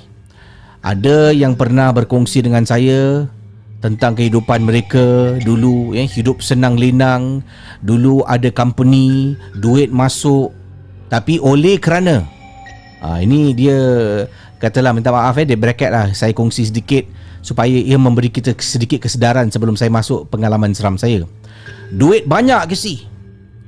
Company maju, duit banyak, tapi masalah dia bila dia semakin tua, semakin uzur, anak-anak tak nak jaga, anak nak harta je.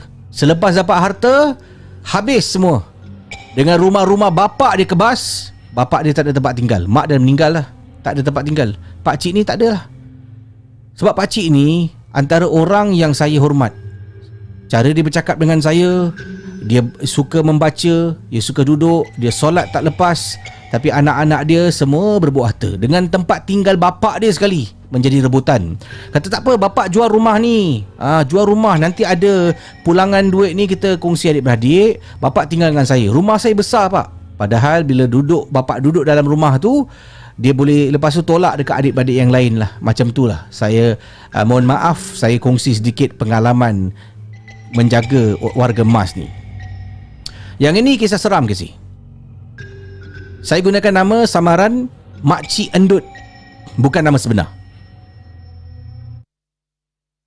Begini kisah tentang Makcik Endut.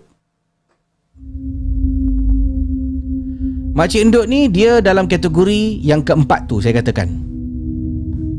Fully dependent dan risky. Maknanya dia dah lah nak kena bantu makan ubat, nak kena buang air kecil dibantu, dan kemudian dia degil.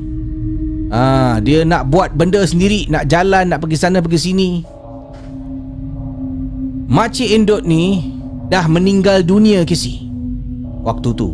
Bila seseorang warga emas ni pergi, semua tahu dan semua akan terasa sedih. Kita dekat situ dah macam keluarga.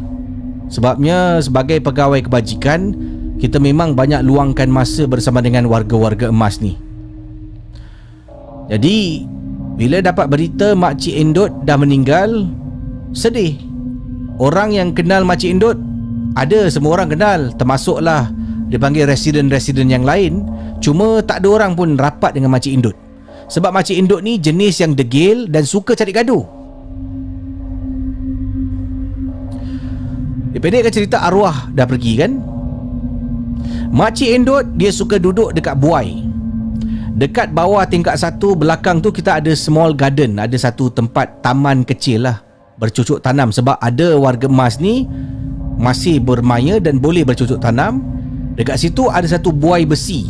Makcik Endut suka duduk dekat situ, tapi hanya pada waktu malam.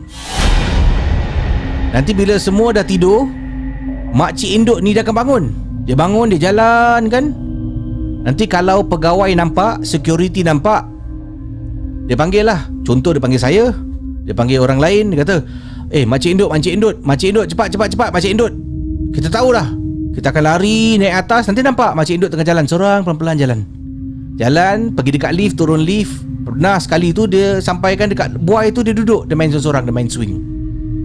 Selepas Makcik Endut meninggal kisi, pegawai officer ni, ya, yang jaga, security officer ni yang jaga ni, saya dengan kawan-kawan yang lain pernah nampak dekat CCTV Makcik Endut jalan dah meninggal tau. Ipah, sini. Ipah, sini. Datang, saya datang ke si. Ini bukan nama sebenar lah, nama samaran. Kau tengok ni, Makcik Endut ni. Sebab semua orang tahu Makcik Endut dah meninggal. Dalam CCTV nampak ke si, dia tengah jalan. Jalan, sampai dekat lift, dia masuk lift. Daripada bilik pengawal keselamatan, kita duduk ni boleh nampak lift. Tak perlu tengok kamera. Tiba-tiba lift tu turun tingkat 1, pintu terbuka tapi tak ada orang. Security pernah ajak saya temankan dia. Security ni seorang makcik lah. Makcik ni ditugaskan sebagai seorang pengawal keselamatan. Kalau saya bekerja, dia akan cakap, Ipah, tolong ikut makcik boleh tak? Temankan makcik buat pusingan kejap. Saya temankan ke si. Jalan sampai dekat belakang garden tu. Saya dengan dia selalu kena nampak buai tu bergerak ke si. Tempat favourite arwah Makcik Endut. Buai tu bergerak. Dan benda ni dah menjadi kebiasaan. Salah seorang daripada pesakit residen yang mempunyai penyakit nyanyuk ni, bila kita masuk buat clocking kan, kita kena kira ke si. Setiap berapa jam security guard kena datang, pergi dekat bilik ni, dia akan tengok, 1, 2, 3. Make sure dekat katil tu, kalau bilik tu ada 10 resident, mesti ada 10 orang tally ke si. Dia panggil head count, kena buat. Kadang-kadang warga emas ni, nak yang nyanyuk ni, dia suka keluar jalan ke mana-mana waktu malam. Jadi kena head count. Ni ada. Tengah buat head count ni, tiba-tiba yang nyanyuk ni bangun. Saya kasih satu lagi nama samaran, Makcik Mah. Makcik Mah bangun, kata, Endut, sudahlah Endut, kau kan dah mati, jangan datang sini lagi lah Endut. Pergilah, kita semua nak tidur ni. Saya tegur, Cik Ma cakap dengan siapa? Tengok tu Endut. Masih duduk lagi dekat situ. Dia kan dah mati. Dah mati kenapa datang balik?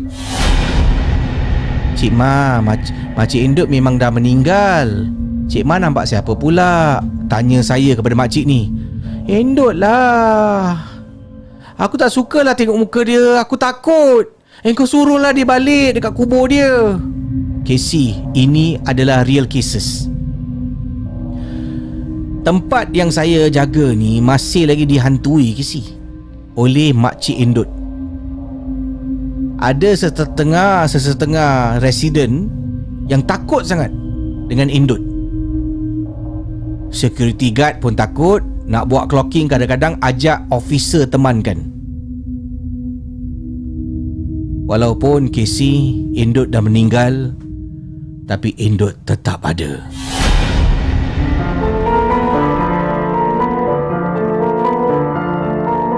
Malam Seram adalah sebuah podcast dan YouTube cerita-cerita seram yang disampaikan oleh Casey Champion. Jangan mudah percaya. Tu kisah yang saya rasa seram. Saya bayangkan situasi yang dikongsi oleh pengirim memang seram. Anda bayangkan seorang makcik yang mungkin dah dalam tahap nyanyuk, tiba-tiba bila tengah buat head count depan pintu satu, okey, Kak Kia ada, Kak Ma, Endot, apa kau buat kat sini? Tiba-tiba makcik cakap macam tu. Tak ke tergamam kat situ seram Kalau saya lah dalam situasi IPA, saya tak rasa saya boleh sampai 7 tahun lah.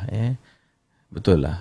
Saya nak tabik kepada para pegawai kebajikan, tak kisah yang menjaga warga emas, yang menjaga anak-anak kecil, anak yatim ke, anak-anak yang bermasalah ke.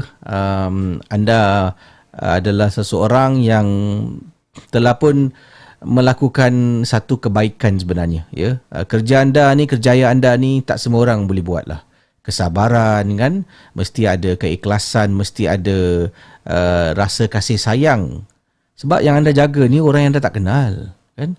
Kadang-kadang manusia macam itulah. Bila tak kenal tu kita ada kalanya tak kuasa, ya. Tapi anda ni semua kuasa. Anda ambil berat lah. Bila tengok kesian dikongsi oleh beliau tadi tu tentang seorang pakcik ni, hidup dia well to do. Bila masa muda tu ada bisnes maju, ada simpanan, ada rumah, semua ada. Anak-anak pun ada. Tapi bila isteri dah meninggal, kan, kesihatan pakcik ni semakin tidak baik, semakin menurun. Anak-anak mulalah nak ambil kesempatan, kata suruh bagi-bagi harta. Dah dapat harta bapak semua, bapak dibiarkan duduk di rumah warga emas. Sedih jauhkanlah kita daripada menjadi anak-anak seperti itulah, ya. Tapi kisah Cik Indut ni seram. Members Cik Mah, Indut, kenapa kau datang? Aku takutlah muka kau. Ma.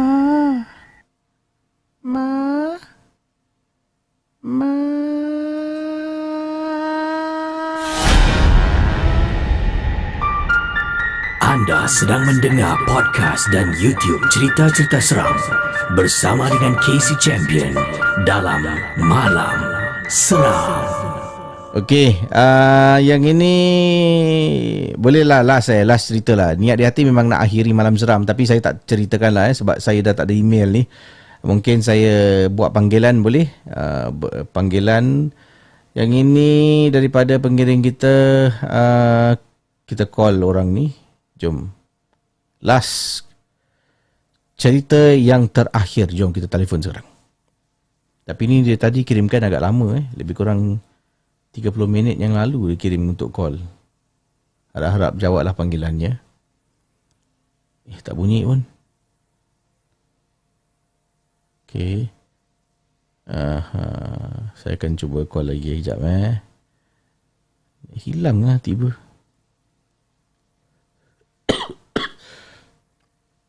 Terbatuklah pula ya. Okey. Yang ini jom kita call sekali lagi.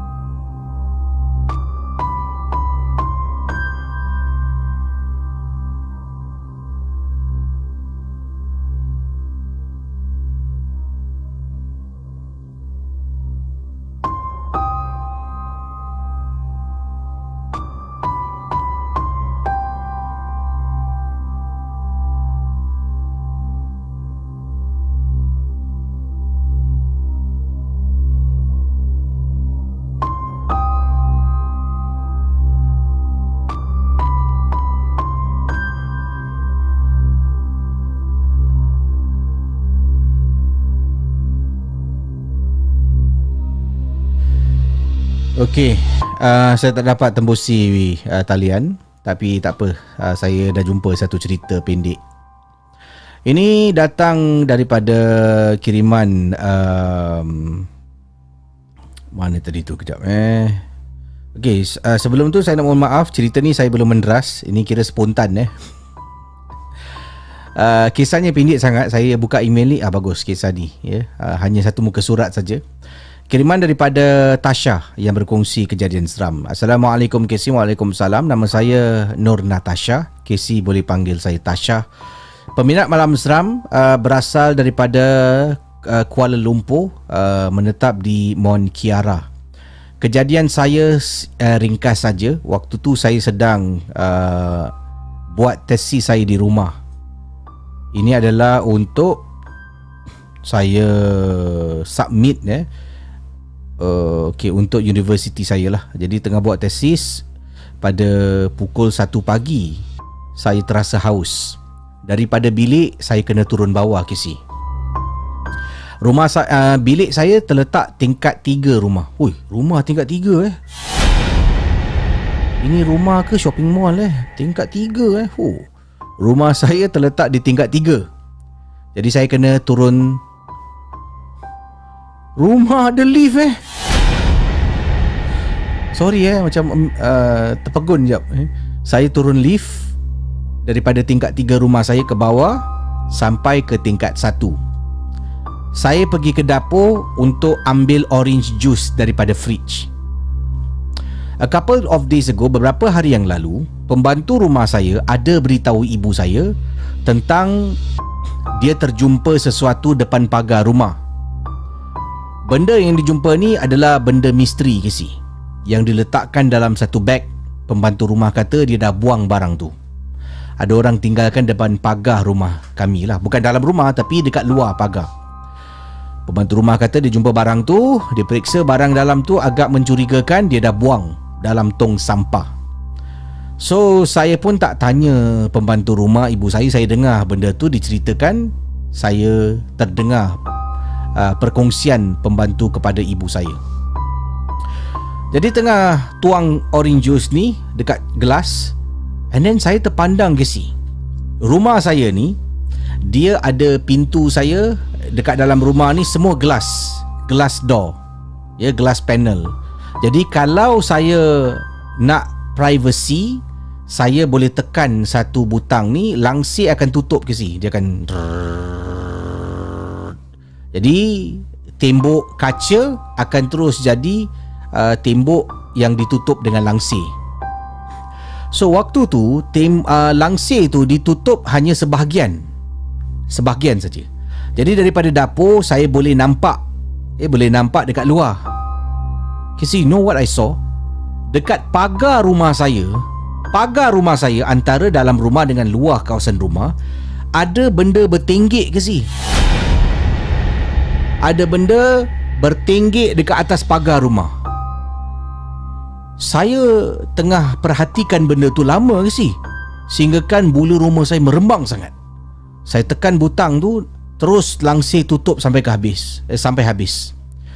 Dengan minuman yang saya dah ambil, saya terus pergi dekat lift, naik balik ke bilik saya di tingkat 3 untuk habiskan tesis saya.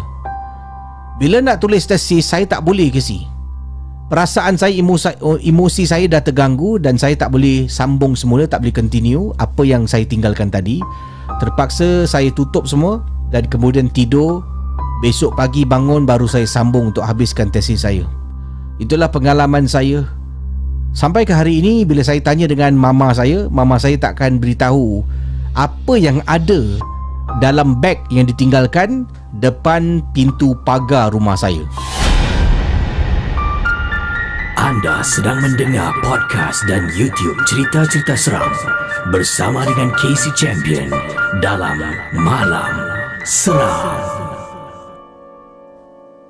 Bertinggi depan pagar rumah.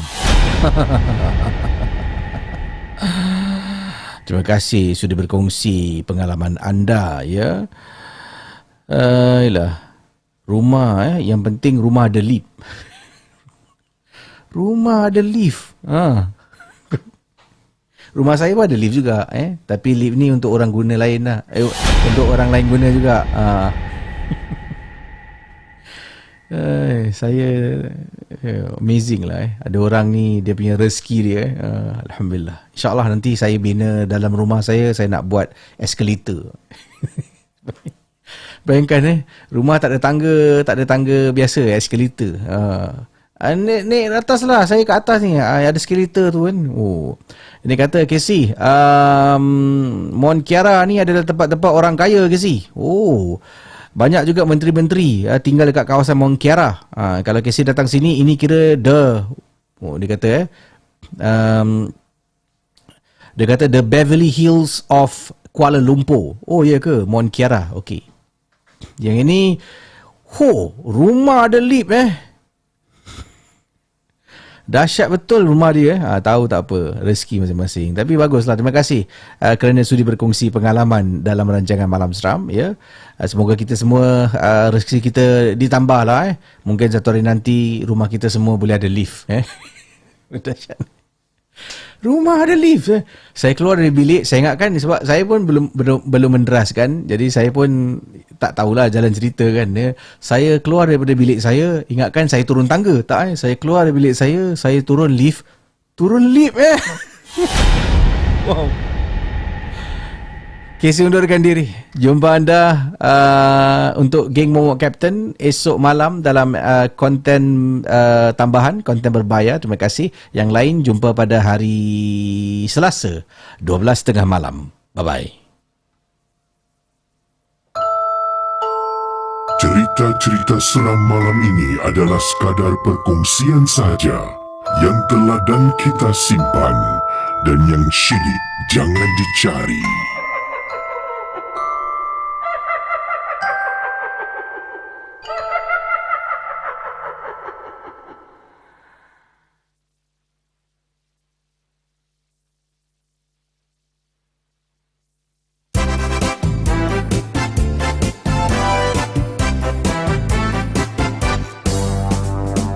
Satu hari gua jalan-jalan, gua ternampak satu perempuan. Ayo, dia duduk sungguh sopan.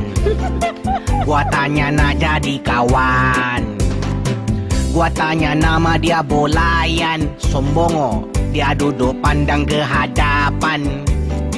Hello misi, lu sudah makan? Mari kita jalan-jalan. Sekali dia pusingnya, mukanya sangat siram. Mukanya pucat putih macam orang mati tenggelam.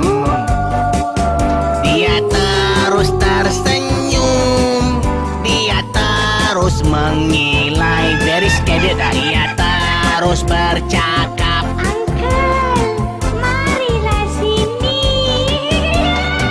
Lepas itu gua cabut lari. Ayo gua tak ada berani. Dia terbang sana sini, bikin gua macam nak mati. Takut loh. Baru ingat gua punya istri. Sayang, I'm so sorry. Abang janji tak buat lagi. Ini perempuan banyak scary. Sayang, sorry sayang.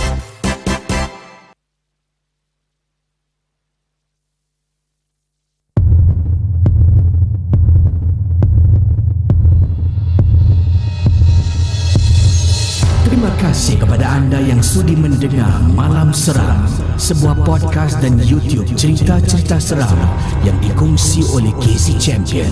Kita jumpa di lain episod.